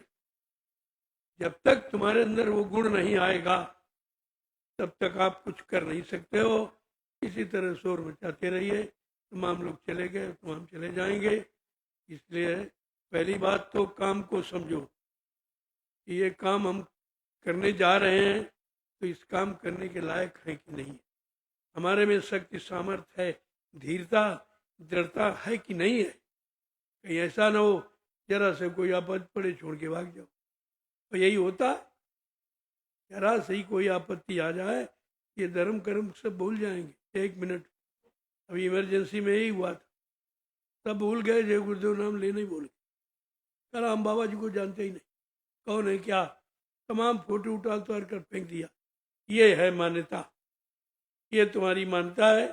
इसीलिए मैं इस मान्यता से कभी सहमत नहीं हूँ, और न मैं किसी पर विश्वास, मैं केवल अपने पर भी विश्वास करता हूँ कि हम ही सही रास्ते पर बने रहें, गुरु की दृढ़ता मजबूती का सम्मान करते रहे। मैं तो अपने लिए सोचता हूँ, दूसरे के लिए क्या कहूँ। पता नहीं कब कैसी स्थिति आने पर लोग एक बार भाग चुके हैं, दोबारा भी भाग सकते हैं, और हो ही जाता। छोटी मोटी स्थितियों से मैं रोज ही देखता हूँ कि अभी कह रहे हैं कल हट जाएंगे, तो फिर अकेले ही चलना पड़ेगा। तो मैं उतना ही काम कर रहा हूँ जितना अकेले कर सकूँ, मैंने किसी पर भरोसा नहीं करा, सीधी बात। मैंने 20 साल में ये जनमत अकेले ही खर्चा किया। अगर सब लोग मिल जाते तो सारा विश्व आ जाएगा, लेकिन सब अपनी दुकानों के चक्कर में, हमारी दुकान चल जाए, हमारे भाई दुकान चक्कर में ना रहो, दरबार के चक्कर में कि सब दरबार में आ जाए, सबको सुख, सबको शांति, सबको न्याय, सबकी सुरक्षा होने लगे। आप दुकान से दरबार की तरफ क्यों नहीं बढ़ते हो, और सब दुकान खोलने के चक्कर, सब जिसको देखो। तो भैया दुकानों पर सौदा बगैर पैसे का नहीं मिलता है, और दरबार में लुटाया जाता है। दरबार दुकान का अर्थ तो समझो कम से कम, इनमें अंतर कितना। आज दुकानें ज्यादा लग जाने के कारण संत महापुरुषों को दरबार खोलना पड़ा, कि काम दरबार से होगा, दुकान से नहीं। दुकान से तो कुछ ही लोग लाभ उठा सकते हैं और दरबार से सब। दरबार में सच्चे सदगुरु के दुख दर्द मिटाए जाते हैं, दुनिया के सताए लोग जहां सीने से लगाए जाते हैं। इससे दरबार के दरबार इसका नाम है। कम से कम पहले समझने की कोशिश। इसीलिए कहा करिए नित सत्संग, बाधा सकल मिटाए, फिर ऐसा अवसर ना मिले दुर्लभ नर्तन पाए। हर रोज दर रोज प्रतिरोज सत्संग करो, जितना मिल जाए, जहां से मिल जाए। जो तुम्हारे पास है वो तो है ही, और दूसरों से मिल जाए तो बहुत अच्छी बात है। लेकिन ऐसा करते नहीं लोग। दूसरे का अच्छा देखकर निंदा आलोचना बुराई में फंस जाते हैं और अपना जहाँ के तहाँ खराब के खराबे रह जाते। बुराई करने वाला कभी अच्छा नहीं हो सकता, निंदा आलोचना करने वाला कभी महान नहीं हो सकता। इस बात को हमेशा ध्यान में रखें। सम्मान पाने के लिए सम्मान करना बहुत जरूरी। अगर तुमने सम्मान करना नहीं सीखा तो तुम्हें दुनिया में सम्मान नहीं मिलेगा। क्योंकि सम्मान का बदला सम्मान, अपमान का बदला अपमान। अभी किसी को गाली देने लगो, बीमार पड़ जाएगी, तुरंत मिल जाएगा, यहाँ लाभ मिल गया, देखो बुरे कर्म का बुरा नतीजा। लेकिन फिर भी सब उसी तरह बढ़े चले जा रहे। किसी के अंदर ये भाव नहीं बन रहा है कि परहित लाग सरित धरती, परहित सरित धर्म नहीं दूजा। कहना पर दूसरे का भला करना, इससे बड़ा कोई धर्म ही नहीं है। यही मानव धर्म है कि मानव मानव में प्रीत, मानव मानव से सद्व्यवहार, मानव मानव एक दूसरे के काम आवे, एक दूसरे का सहयोग करे, एक दूसरे का मदद करे, जो गिर गए उनको उठाओ। ये है मानव धर्म। ये तो बात कोई करते ही नहीं। मैं सबका संदेश सुनता रहता हूँ, ऐसा नहीं है। मैं अपनी जगह चुपचाप बैठा, क्योंकि मुझे मालूम है कि परिवर्तन कब होगा। अभी जब तक लोगों में विचारधाराओं में परिवर्तन नहीं होगा, यहाँ कुछ होने वाला नहीं। इसलिए मैंने सर्वप्रथम शाकाहार की बात की थी कि शाकाहारी हो जाओ तो सारे दुर्गुण तुम्हारे अंदर से निकल जाए। ऐसा झाड़ू है। लेकिन शाकाहारी कहाँ बने? मोटा मोटा तो अभी कहा जा रहा आपसे कि मुर्गा मीट अंडा बुना खाना बंद, इतना ही नहीं है। शाकाहार बहुत बड़ा क्षेत्र। झूठ बोलना, धोखा देना, छल कपट करना, निंदा आलोचना बुराई करना, व्यभिचार कुपचार, ये सब शाकाहार में तो आता। अभी तो मोटा मोटा नहीं आप समझ पाए कि मुर्गा मीट अंडा दारू नहीं करना, बस इतना भी बताया गया। लेकिन तुम्हारे चरित्र के साथ में सब लागू। अगर मानव चरित्र शुद्ध साफ करना है और परमार्थ में कुछ प्रवेश लेना है तो फिर इन चीजों से बचना पड़ेगा। ये सब गंदगी, ये सब मन को खराब करने वाली। लेकिन महापुरुषों ने कहा इतना ज्यादा खराब हो गया जीव, अरे पहले मोटा मोटा इससे कहो भाई ये छोड़े, धीरे धीरे आ जाएगा। बड़ा कठिन है। साकार शब्द बहुत विस्तृत है, सारे जीवन में तुम्हारे लागू है वो। कहीं तुमको गलत करने के लिए, गलत जाने के लिए जगह ही नहीं है। साकार का मतलब ये है। चलो धीरे धीरे व्यवस्था बदल रही है कि कैसे कैसे भाई परिवर्तन होगा, लोग कैसे परिवर्तन करने में लगेंगे। अभी तो परिवर्तन की बात की जा रही। अगर कोई बीड़ी पीता कहते बीड़ी बंद कर दो तो विरोध करेगा, वो कहाँ छोड़ने तैयार। परिवर्तन कैसे हो जाएगा? हर चीज आपको बदलनी पड़ेगी। अपने अंदर का हर दुर्गुण आपको निकालना पड़ेगा, तब तुम परिवर्तन देख सके। पहले अपने आप में परिवर्तन करो, तब तुम परिवर्तन देखोगे। तुम्हारे अंदर सत्युग है भी। 24 घंटे में कितनी बार सत्य में जाते हो, कितनी झूठ में जाते हो। तो तुम सत्युग कैसे लाएंगे? कैसे ले आओ? सत्युग तुम्हारे साथ आएगा? तुम झूठ बोल रहे हो, छल कपट करते हो, बेईमानी करते हो, व्यभिचार कुपचार कर, तुम्हारे साथ सत्युग आएगा? कम से कम विचार भी सीखा। ये बड़ा विचारणीय विषय है। ये संत महापुरुषों की आवाज है, ये कोई भौतिक जगत में भोगियों की आवाज नहीं है। तो इसलिए सत्युग देखने के पहले आपको सारी सत्य विचारधारा में आना पड़ेगा, बगैर उसके देख नहीं। तो कितने दिनों से मैं बराबर चर्चा कर रहा 28 मई 2012 मैंने शुरुआत तो बहुत पहले से है, लेकिन ये परिवर्तन की जो घड़ी आई, आपत्ति आई, से लीला कह लो, खेल कह लो, करिश्मा कह लो, वो 28 मई 2012 से कितना समय निकल गया, कहते कहते, बताते, सुनाते। जब मैंने शुरुआत की है तो मेरे साथ एक भी आदमी, सिर्फ एक व्यक्ति थी, बस उसने मेरा साथ दिया। उसने 24 घंटे साथ दिया, क्योंकि लोग बड़े भयभीत किए गए, अरे अकेले हैं ये, वो दो हैं, ये ऐसा हो जाएगा, वो गोली मार दी जाएगी, इनको जेल में बंद कर, इनका शासन प्रशासन है। लेकिन उस एक व्यक्ति ने मेरा साथ नहीं छोड़ा। बाकी तो बहुत जुड़े, 1000 जुड़े, हट गए, 10-20 जुड़े, फिर हट गए, वो जुड़े, वो हट गए, वो जुड़े, वो हट गए। लेकिन एक व्यक्ति जो मेरे साथ अब भी है, वो 25 साल से लगातार, उसको कोई भय नहीं, कोई डर नहीं। ऐसे व्यक्ति की जरूरत है। धीरे धीरे समझ में आ जाएगा आपका, और उस व्यक्ति में पूरा मैं उसी के बल पर 20 वर्ष में ये फुलवाड़ी आप देख रहे हो, कितनी मेहनत परिश्रम के बाद। यहाँ कोई मोल खरीदा व्यक्ति नहीं है, यहाँ कोई रुपए पैसे हमने नहीं बांटे, वो डीजल पेट्रोल नहीं बांटा है। इन्होंने अपनी गाड़ी कमाई खर्च करके गुरु के वचनों को समझा है, तब आए, बहुत समझ बूझ के आए हुए, ऐसे नहीं। अब ये पक्के हैं, लेकिन कमी ये है कि अभी ये विचारधारा में बदल नहीं पाए। कोशिश तो मैं कर रहा हूँ, बदल जाओ तो बदलाव देख लो, नहीं बदलोगे तो तुम बदला युग नहीं देख पाओगे। ऐसा नहीं है, कोई खेल नहीं परिवर्तन। वो छोटे मोटे परिवर्तन आपने देखे, देसी प्रदेशी, कितने लाख करोड़ लोग जाने दे दी। लेकिन आज कलयुग का परिवर्तन जो महापुरुष के द्वारा होगा, उसमें ये चीज नहीं, कोई मार काट, कोई सजा, कोई दंडित किया जाए किसी को, गाली गलौज, अपमानित, ऐसा बिल्कुल पाक साफ परिवर्तन।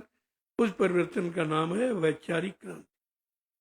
वैचारिक क्रांति केवल विचारों की, विचारे तो लोगों के खराब हो गए, उन विचारों को बदलने के लिए अच्छे विचारों की जरूरत है। जब अच्छे विचारों का लोगों के कानों तक प्रसारण होगा, धीरे धीरे उनको लाया जाएगा। जैसे मैंने 20 साल में इन लोगों को धीरे धीरे इकट्ठा किया हूं, अब इनकी समझ में आ गया। अब ये इधर उधर नहीं जाएंगे, लेकिन इनको भी मजबूत करने की जरूरत है। अभी मजबूती नहीं है, कुछ तो सामाजिक, कुछ पारिवारिक, कुछ शारीरिक स्थितियां, परिस्थितियां मजबूर करती हैं, इसलिए लोग नहीं बदलाव कर पा रहे। लेकिन जब व्यवस्था बदल जाएगी तो सब आ जाए। व्यवस्था की जरूरत सबको है, हर व्यक्ति व्यवस्था से जुड़ा है। परिवार की व्यवस्था, समाज की व्यवस्था, देश की व्यवस्था, धर्म की व्यवस्था, राजनीति की व्यवस्था, इन सबसे जुड़ा हुआ है, ऐसा नहीं। और जो ये सब करके दिखा देगा, उसको कौन नहीं मानेगा? उसी को कहते हैं दूरदर्शी। दूरदर्शी कोई आर्टी पार्टी, कोई राजनीतिक दल पर मत समझना। ये महापुरुषों की खोज है। सबके दुख दर्द दूर होंगे, सबको शांति मिलेगी, सब पारस्परिक प्रेम प्यार मोहब्बत में रहेंगे, एक दूसरे के काम आएंगे। अपने परिवार समाज का काम करते हुए शाम को 1 घंटा आत्मा के कल्याण के लिए समय देंगे। उसी को इबादत, उसी को पूजा, उसी को भजन कहते। ये भी करेंगे सब। जो इस तरह की व्यवस्था होगी उसको दूरदर्शी कहते। अभी आप उसके बारे में कुछ जानते ही नहीं।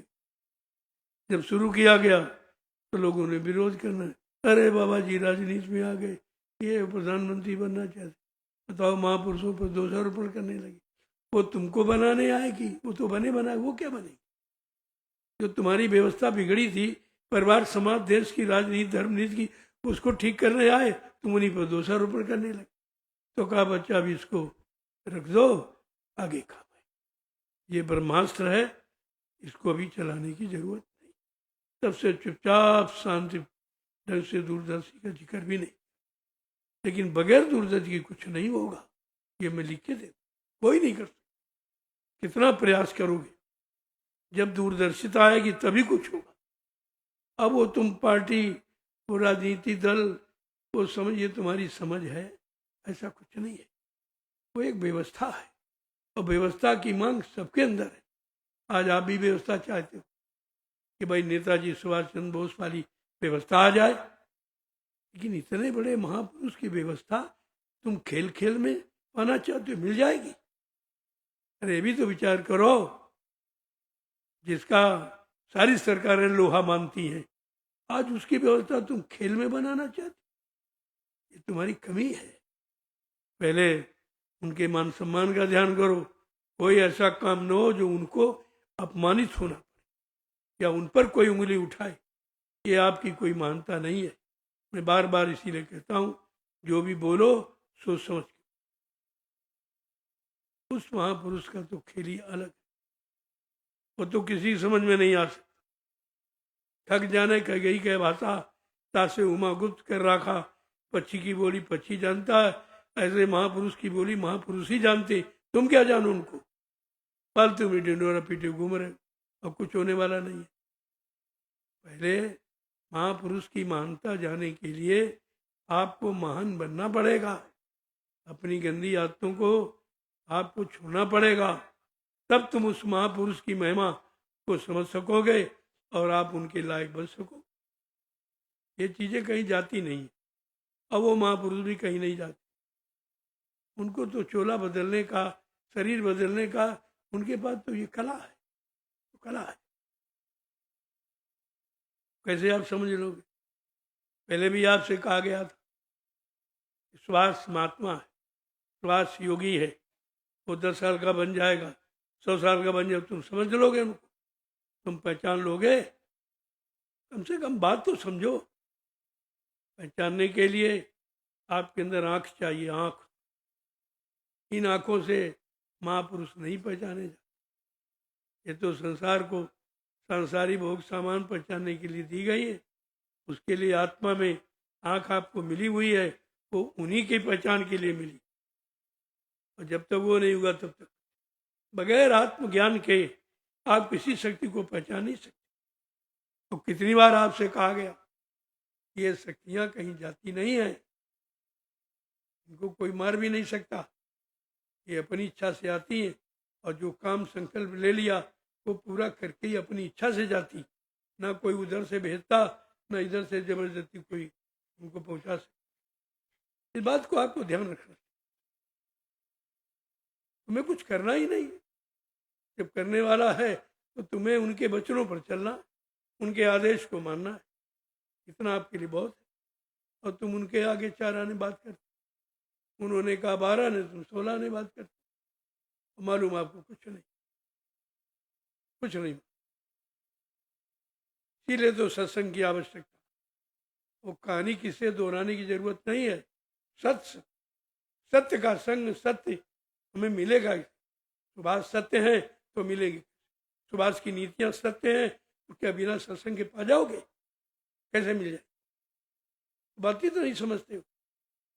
और सारा प्रयास वही किया जा रहा, उसी सत्य का ये संगठन तैयार किया जा रहा। बगैर संगठन के कुछ होगा नहीं। संगठन आप कर नहीं सकते क्योंकि अभी संगठन की भावना नहीं है, तुम्हारी भावना से लोग अभी मतलब प्रेरित नहीं है, जानकार नहीं कि आप क्या करना चाहते, क्या। ये सब काम धीरे धीरे होगा सब, लेकिन तुम्हारे कहने से। तुम कह रहे हो गलत कह रहे हो, तुमको बिल्कुल ही जानकारी नहीं है, क्योंकि तुमने उस महापुरुष को देखा नहीं। उस महापुरुष के वचन वाणी अपने कान से आपने सुने नहीं, तुम सुनी सुनाई और पढ़ी पढ़ाई बातें करते हो। इससे वो परिवर्तन बहुत दूर है। जो कागजों में लिखा उसके अनुसार नहीं होगा। ये बात कांट में बांध लीजिए। जो कागज आप इकट्ठे कर रहे हो इससे कुछ भी नहीं होगा, क्योंकि वो परिवर्तन इससे 1000 गुना आगे का। अगर कागजों वाला हो जाएगा तो फिर कैसे लोग मानेंगे कि कलयुग का परिवर्तन अनोखा है। कागज फागज की जरूरत नहीं, तुमको कोई प्रमाण देने की जरूरत ही नहीं, वो स्वयं प्रमाणित है। उनका कौन प्रमाण दे देगा? कौन जानता जो प्रमाण दे दे कहाँ है, किस स्थिति में है, क्या कर रहे हैं, कौन सी आध्यात्मिक शक्ति का संचय कर रहे हैं, कौन सा मजबूत संगठन अध्यात्म का तैयार कर रहे हैं, आपको क्या पता? कुछ नहीं मालूम। इसलिए चुपचाप धीरज से लगे रहो। काम करने वाले ने सब सामान तैयार कर लिया, आपको कुछ करने की आवश्यकता नहीं है, केवल अपनी जगह मजबूती से खड़े रहने की, कहीं इधर उधर ना हो जाओ समय। तमाम लोग हो गए, कोई इधर भाग गया उधर, इनको क्या मिलेगा? ये बेचारे कहीं के नहीं रहे, ना इधर के रहे ना उधर के रहे। ऐसे लोगों को पश्चाताप करना पड़े। क्या ऐसे लोग गुरु के विश्वसनीय नहीं होते? इनको गुरु की नीति पर इनको कोई विश्वास नहीं है, उन्होंने जो परिवर्तन की आवाज लगा उस पर भी विश्वास नहीं। तो ऐसे लोगों का क्या भरोसा? मैं तो नहीं विश्वास करता, मैं बिल्कुल ही अभी विश्वास नहीं करता। इतना बड़ा जनमत है लेकिन विश्वसनीय नहीं है, क्योंकि वो घड़ी बड़ी कठिन है। जब विश्वास किया जाए, जब परिवर्तन देखा जाए, परिवर्तनकारी शक्तियां कितना संघर्ष करके कैसे काम करेंगी, वो छोटी मोटी बात नहीं, बहुत बड़ी चीज। जय गुरुदेव, जय गुरुदेव। नाम किसका? प्रभु का प्यारा नाम।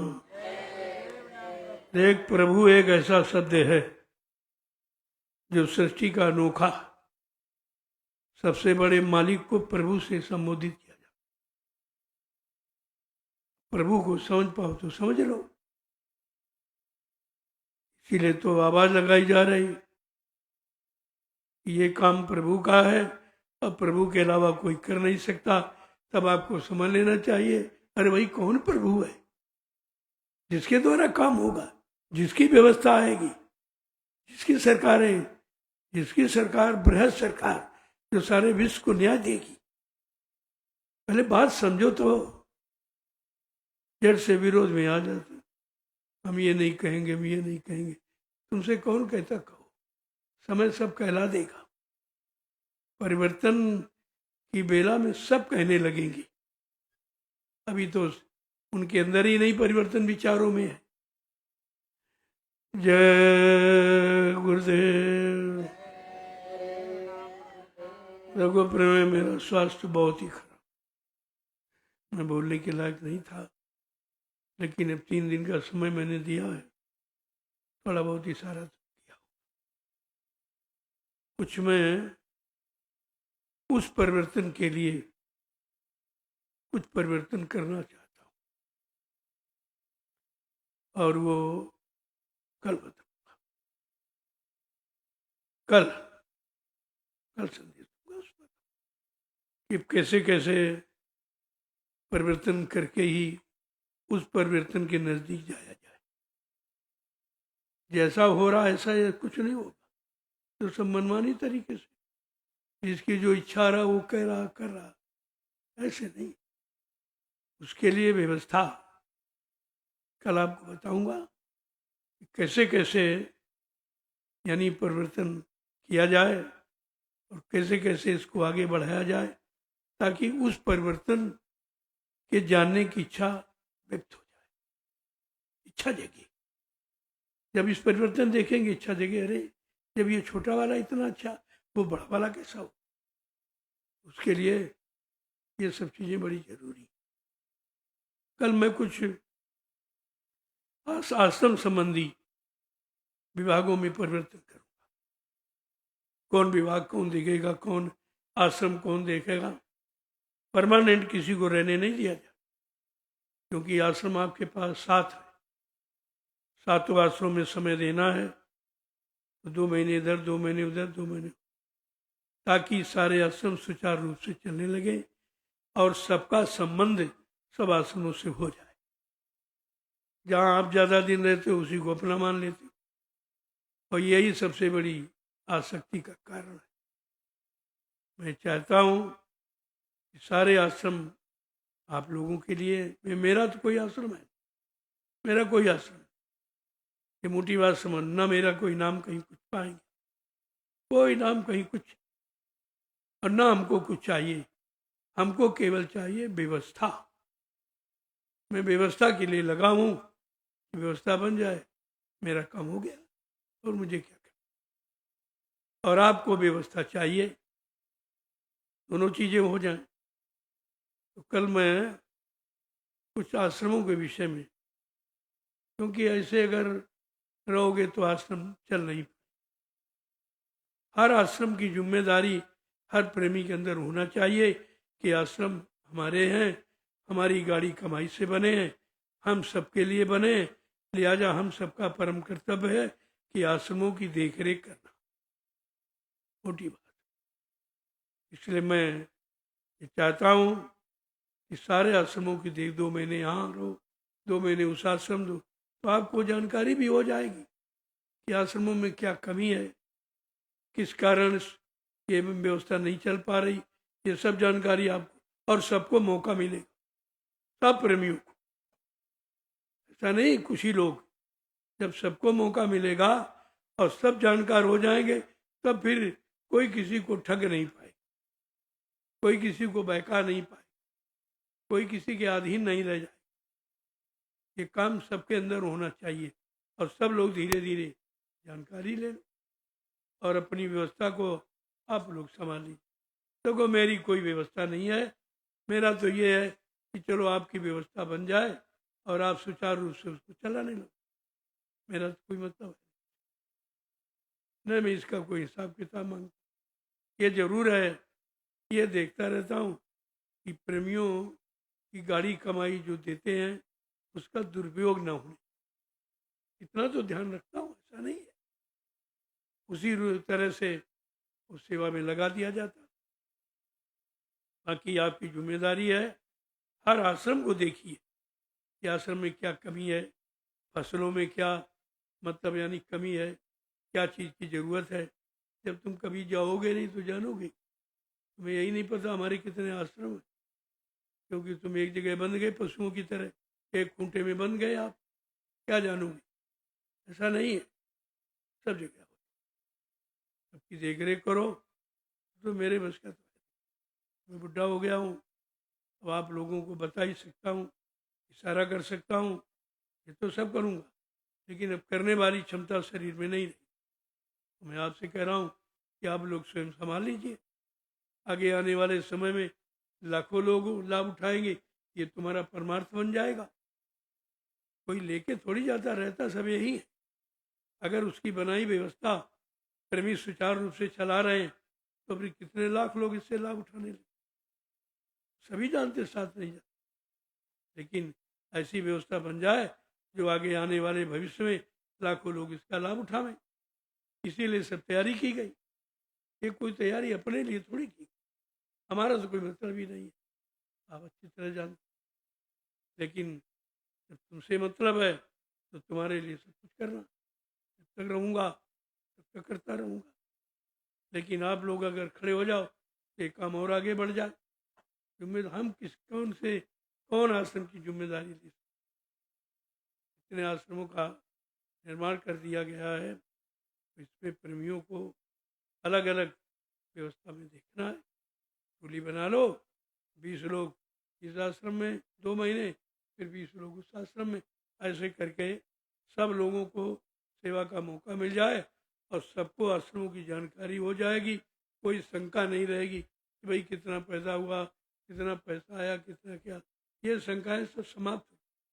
यही शंकाएं संस्थाओं को आगे बढ़ने नहीं देती। बहुत भारी रोग है ये, मैं इस रोग को समाप्त करना चाहता हूँ, इसलिए मैंने कुछ परिवर्तन की बात सोची। सब लोग अपना अधिकार से सब जगह जाओ, सब जगह देखो कि व्यवस्था कहीं बिगड़ तो नहीं रही, ये अच्छा होगा। अब एक खूंटे में जानवर की तरह बंद गए तो तुम क्या जानोगे, लोग पूछेंगे क्या आश्रम, ये तो सुना है साथ देखा नहीं, मतलब क्या, पशुओं की तरह एक खूंटे में नहीं बंधना, सबको देखो। दिन यहाँ दिन वहाँ आश्रम सब बंटवारे कर। देखो सतगुरु धाम का तो मैं अपने हाथ में रखूँ, इस आश्रम पर किसी का कोई अधिकार नहीं। ये मैं स्वयं देखूँ, स्वयं देखूंगा, स्वयं व्यवस्था, खेती की बाड़ी कोई भी, ये सब व्यवस्था में अपने हाथ से, क्योंकि ये सबसे बड़ा नुकसान यही हुआ। सबसे ज़्यादा पूंजी का खर्चा यहाँ हुआ और सबसे ज़्यादा लोगों ने यहाँ नुकसान किया। 2 पैसे कभी बचा गया। इसलिए ये आश्रम की बागडोर में अपने हाथ में किसी को, प्रेमी मेरे साथ रहेंगे, कभी 50 कभी 100 ऐसे उन्हीं के द्वारा होगा तो उनको सिखा दूंगा, जानकारी बता दूंगा, फिर ये बाद में अपना संभालते रहेंगे जब तक है तब। और बाकी जितने आश्रम है सबकी जिम्मेदारियाँ अलग अलग दे दूंगा। पहले से पूछूंगा भाई आपको अगर इच्छा है ले लीजिए। प्रेमी तो सब साथ में, ऐसा नहीं है किसी के बैनामा नहीं हो जाएगा, सब प्रेमी साथ में रहेंगे, सब सहयोग दे तभी हो पाएगा। लेकिन कुछ संख्या तो निश्चित रखी ही जाए। इतने लोग हैं, इनको सब लोग सहयोग दो तो आगे आपके आश्रम की जो है व्यवस्था बदल जाए और आप आते हो तो सुचारू रूप से रहने लगो। ये तो मैंने अभी अकेले किया। अब इतने लोग आप तैयार हो, सब लोग कारोबार संभाल लो तो बहुत बढ़िया हो। दुनिया के लोग एक बार दांते थे अंगुली दबा में कि सतगुरु धाम का मतलब क्या है। जय गुरुदेव।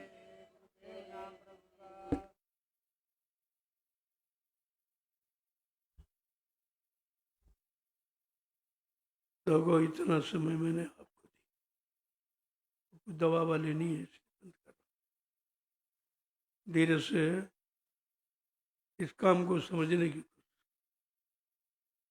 मैंने भी कहा कि 2 बरस मैं मिलूंगा नहीं आपसे उस रूप से, क्योंकि इसमें कुछ बाधाएं आई हैं, उनको रोकने की। वैसे निकलूंगा, ऐसा नहीं महीने में एक बार सत्संग दूंगा और सबसे मिलूंगा, लेकिन थोड़ा दूरी बना। इसका भी बहुत बड़ा राज, बहुत बड़ा प्रभाव शरीर पर पड़ा। इसलिए मैं तो प्रार्थना के रूप में कह रहा हूँ कि 2 बरस थोड़ा मौका दे दीजिए, ठीक हो जाऊं तो आपसे मिलूंगा। पहले भी मिलता है, ऐसा तो नहीं मिलता। मैंने जो कहा है वो कर रहा हूँ, धीरे धीरे धीरे धीरे। आपको अपना काम चाहिए, आपको आशीर्वाद चाहिए, आपको लाभ चाहिए, वो मिलता रहेगा। कोई जरूरी नहीं कि पास में ही हो, वो देने वाला आज ऐसे फेंक देगा तभी आपको मिल जाएगा। लेकिन तुम्हारे अंदर प्रेम, श्रद्धा, सेवा भाव पक्का होना चाहिए। हमेशा प्रेम दूरी में पलता है, बात का ध्यान। और यह छूने वाली संत मत में प्रणाम लिखा, प्रणाम आशीर्वाद, प्रणाम ही तो आशीर्वाद है। और वो दूर से कितनी दूर कहीं रह के आप करोगे तो आपको लाभ मिल जाए। ये जरूरी नहीं कि पासे में रहो तभी कोई ऐसा। मैं कितने सालों से आपको सिखा रहा था कि भाई प्रणाम, मैं हाथ जोड़ के हमेशा आता हूँ, तब जाता हूँ, तब कहीं मिलता हूँ तुरंत हाथ जोड़ के प्रणाम। प्रणाम आशीर्वाद का प्रतीक नहीं है, प्रणाम ही तो आशीर्वाद है। वो आपकी समझ में नहीं आया तो मुझे कहना पड़ा। जो दूर से होगा वो पास में नहीं है। दूर में मर्यादा, दूर में शिष्टाचार, दूर में संयम, दूर में अनुशासन, ये सब कुछ रहता है और पास में आके खत्म हो जाता। ऐसा पास किस काम का जहाँ तुम्हारे पास कुछ रहे ना। इसलिए मैंने एक बोर्ड लगा दिया, आप जो सेवा आपको भेंट करनी है वो दान हमको मिल जाए। मैं शाम को रोज मंगा लेता, ऐसा नहीं। ऐसे तो तमाम गड़बड़ी थी। कुछ लोगों ने शिकायत की मैं सेवा देता हमारी आप तक नहीं पहुंचती। हमने हाँ, बड़े बड़े नोट नहीं पहुंचते, लोग बीच में गड़बड़ कर लेते। तो मैंने कहा अब हम व्यवस्था बनाए देते हैं, ये दान पात्र रख दिया जाएगा, अपने हाथ से लोग उसमें डाल, मैं शाम को मंगा के अपने सामने उसमें गिनती करा लेता। ऐसे कोई तुम्हारी सेवाओं का दुरुपयोग नहीं कर सकता, इसलिए बनाया। और वहां पर एक प्रसाद रखा था, स्पर्श करा हुआ प्रसाद रखा हुआ। जब 10 बार जय गुरुदेव प्रभु का नाम लेके आप इस्तेमाल करोगे, आपको पता चल जाएगा इसी में दया है, इसी में दया है। ऐसा कोई काम नहीं जिससे तुम्हारा नुकसान हो, ना ऐसा कोई काम करूंगा जिससे संगत का नुकसान हो। अब आप नहीं समझ पाते हो वो थोड़ी, और सबसे मिलना असंभव भी है। अभी 3 लोगों से मिलना बहुत,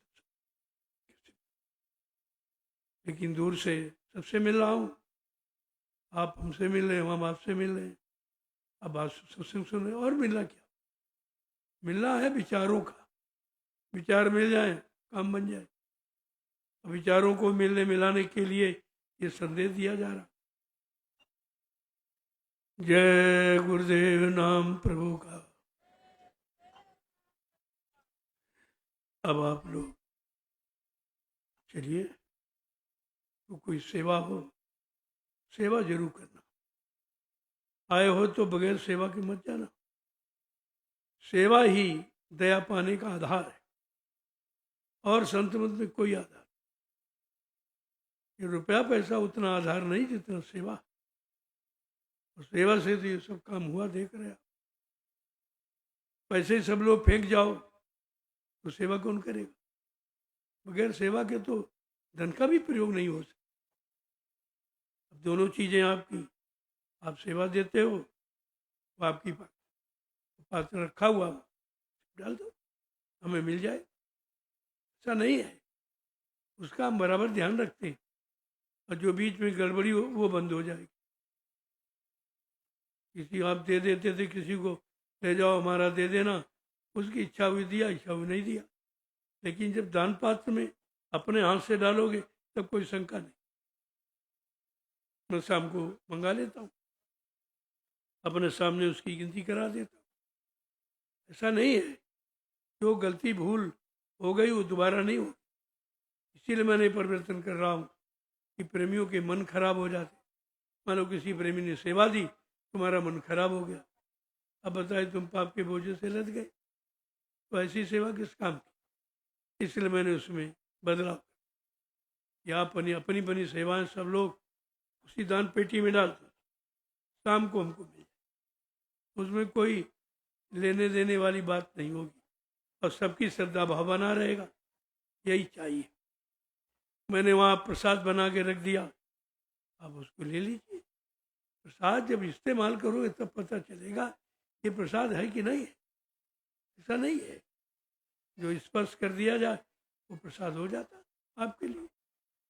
और ये झगड़े झंझट तमाम खत्म हो गए, मिलने जुलने वाले हुड़दंग ये सब समाप्त हो गया, और काम आपको हो जाएगा। आपको अपना काम, आपको अपना आशीर्वाद चाहिए, वो तो आपको मिलेगा। वो कोई दूरी नजदीकी में नहीं होता, ये भ्रम है लोगों का। देखो कुछ सेवाएं चल रही हैं, उसमें आप लोग भाग ले लो। और प्रसाद कल मिले, कल पर्व है, कल पर्व पर अपने हाथ से प्रसाद दूंगा। वो महीने में एक दिन मैंने निश्चित किया है, हर पूर्णमासी को सत्संग होगा और प्रसाद। ये रोज वाला प्रसाद नहीं होता, लोग इसको संभाल के रखते नहीं, लापरवाह है, कहना कल फिर मिल जाएगा, ये तो रोज मिलता है। तो लोगों की आस्था श्रद्धा समाप्त हो गई, इसलिए मुझको ये परिवर्तन करना। अब एक दिन मिलेगा, आप संभाल के रखेंगे, प्रसाद का महत्व समझोगे, प्रसाद का लाभ आपको मिलेगा। रोज वाला नहीं, वो सब खत्म हो गया। सारी व्यवस्थाओं में बदलाव। आपको लाभ चाहिए, परमार्थी लाभ चाहिए, तो थोड़ा जो कहा जाए उसके अनुसार। भाई देने वाले की इच्छा से लो, अपनी इच्छा से लोगे मिलेगा नहीं। आप तो देने वाले की इच्छा पर निर्भर है, वो कैसे देगा, दूरी में देगा, शांति में देगा, मतलब यानी उसके देने पर।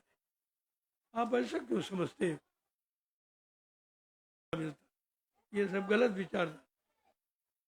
देने वाले ने सबके लिए बनाया। मान लो कोई 200, 400, 400 वर्ष सत्संग में नहीं आता है, लेकिन अगर उसने भाव बनाया अपने घर में तो दया यहीं से भेज दी जाती। ऐसा नहीं दया से वंचित नहीं रखा जाए, वो तो भावनाओं पर दया, वो श्रद्धा सेवा भाव में दया। नजदीकी बदकी से दूरी वाला काम यहाँ संत मत नहीं। जय गुरुदेव नाम प्रभु का। अब आप चलिए, देखो सेवा वो तो करिए।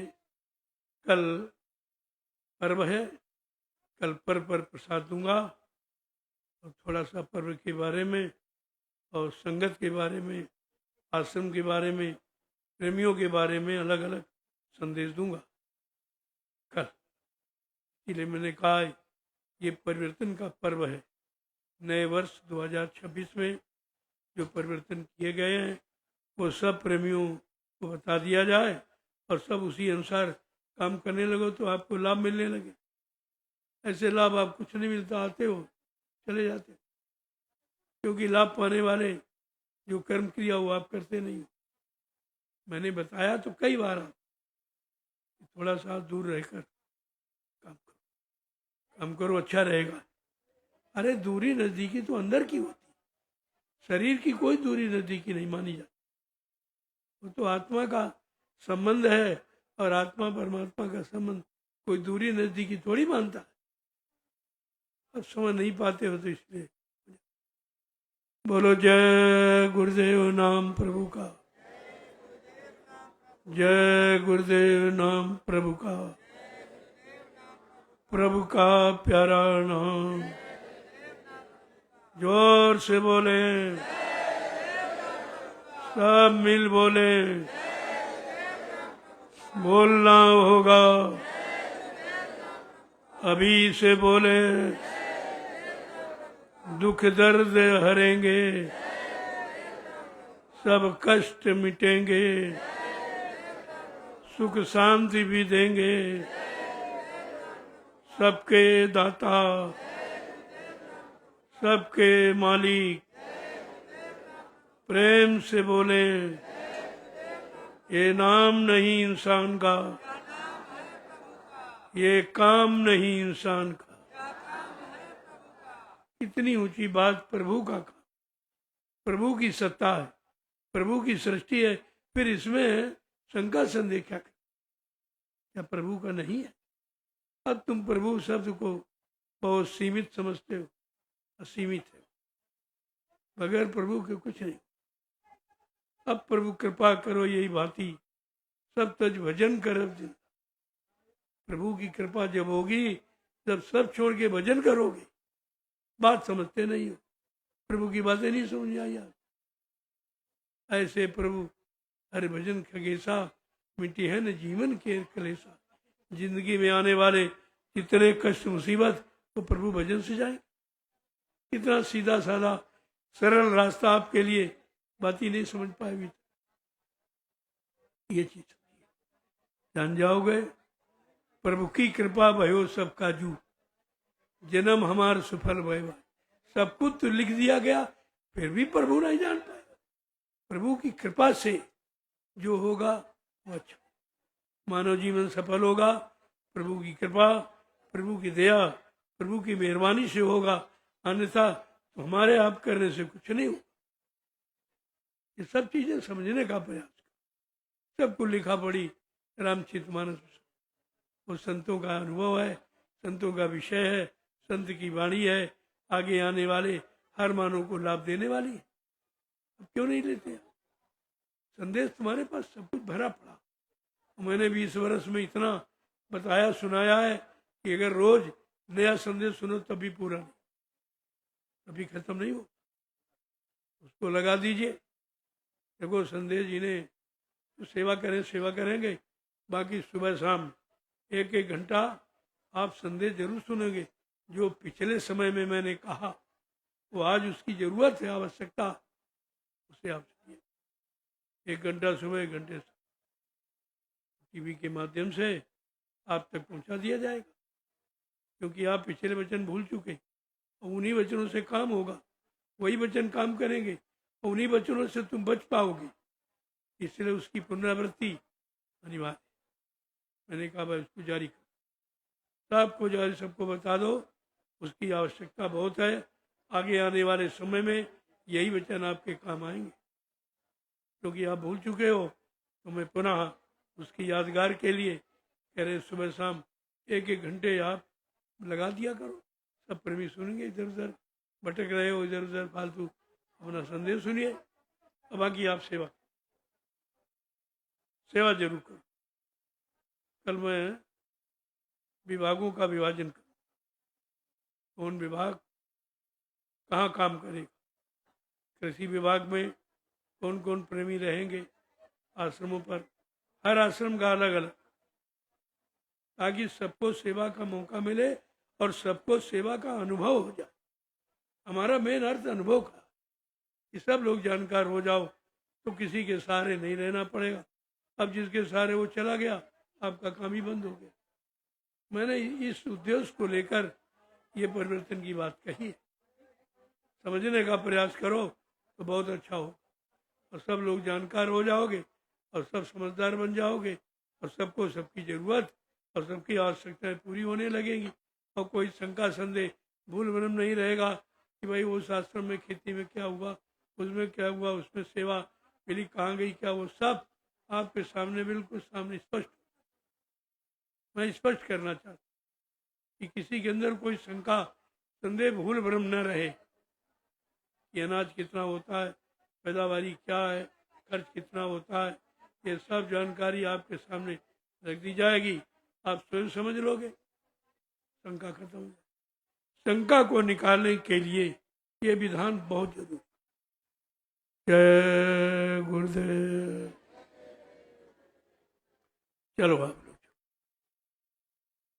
कल मिलूंगा, कल उस दिन निश्चित है, कल मिलूंगा, कल प्रसाद भी दूंगा, क्योंकि कल वो पर्व है। इस पर्व के बारे में सारे देश के जीवों को सूचना दी।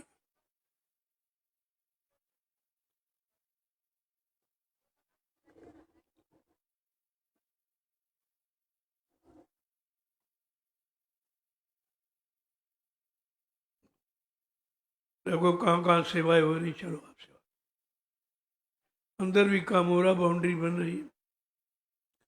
देखो कुटी की एक मर्यादा है, उसका विषय ध्यान रखो। मैं मिलने के लिए बाहर निकलूंगा हर पूर्णिमा को, संदेश भी दूंगा, मिलूंगा, प्रसाद भी दूंगा, ऐसा नहीं है। आपको चिंता करने की जरूरत नहीं है, लेकिन रोज अंदर मत, कुछ हमें कर लेने दो। मैं कुछ कर रहा हूं, कुछ तैयारी कर रहा हूं, उसमें बाधा न डालो, वो भी आपके काम आएगी। मैं अपने लिए कुछ करता ही नहीं हूं, सब संगत के लिए करता। तो मैंने संगत के प्रेमियों से प्रार्थना की, भाई 2 बरस अब हमको मौका दे, धीरे धीरे धीरे धीरे ये सब व्यवस्था बन जाए तो आपके काम आने लगे। आपको व्यवस्था से मतलब, अगर व्यवस्था बन जाए तो बस आपका काम हो गया। आज व्यवस्था ही चाहिए, समाज की, परिवार की, मतलब यानी धर्म की, नीति की, न्याय की व्यवस्था तो बिगड़ी है।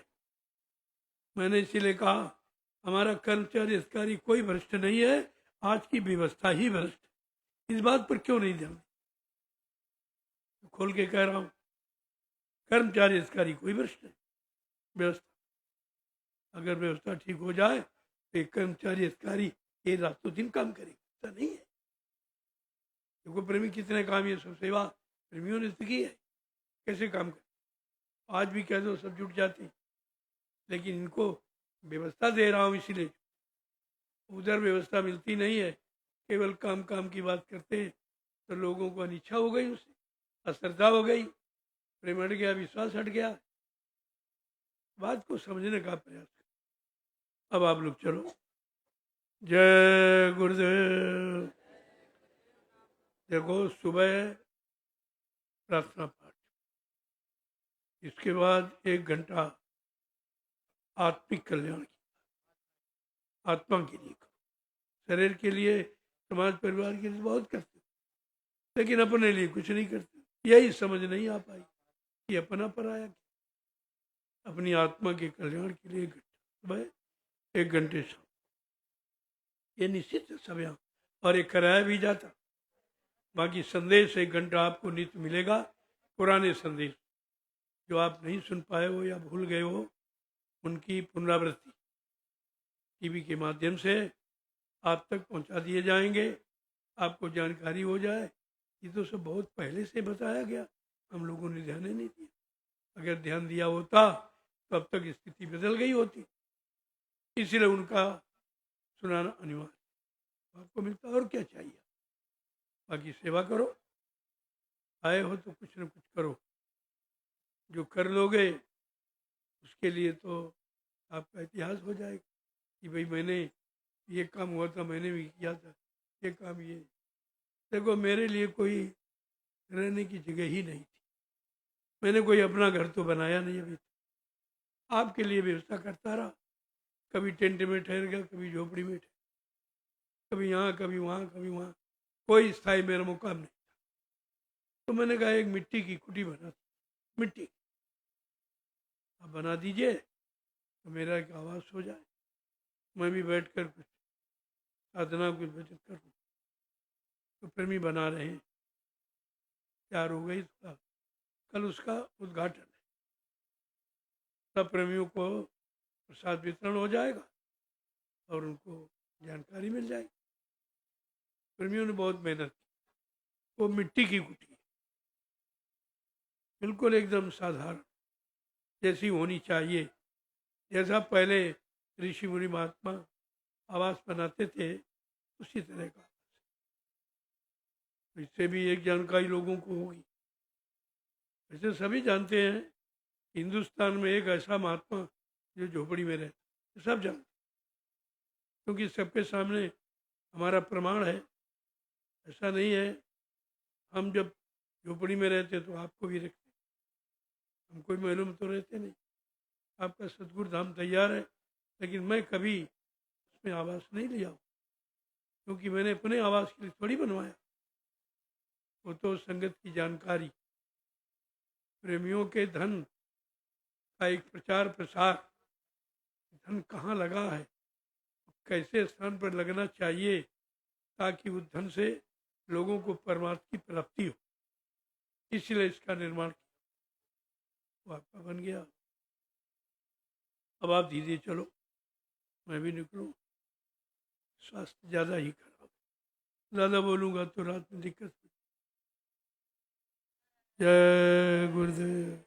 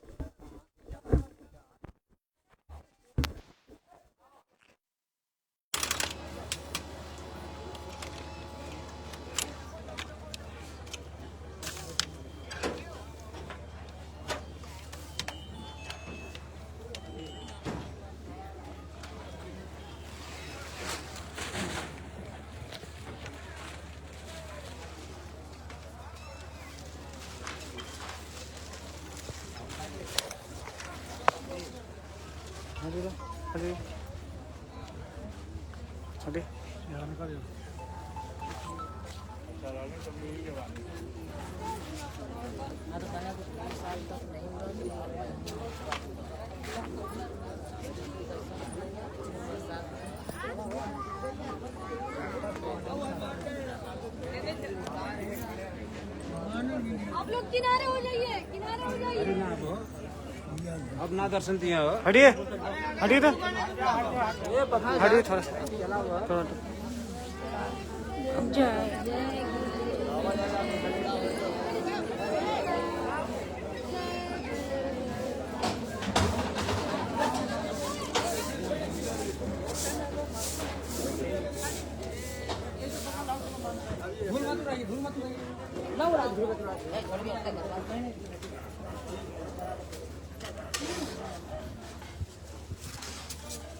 नीचे नीचे नीचे नीचे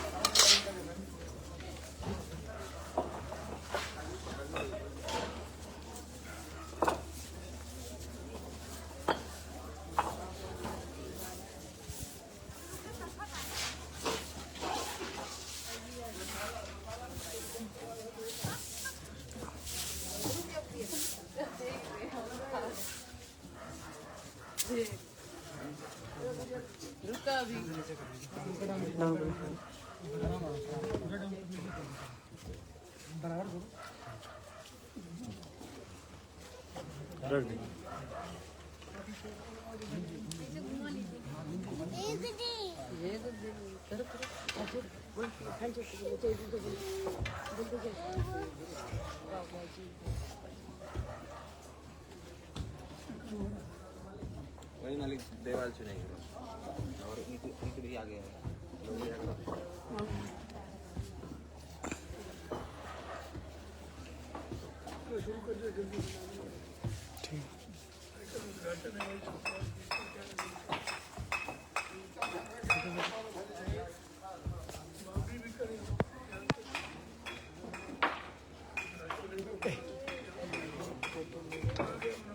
मनोज मनोज भाई मनोज भाई मनोज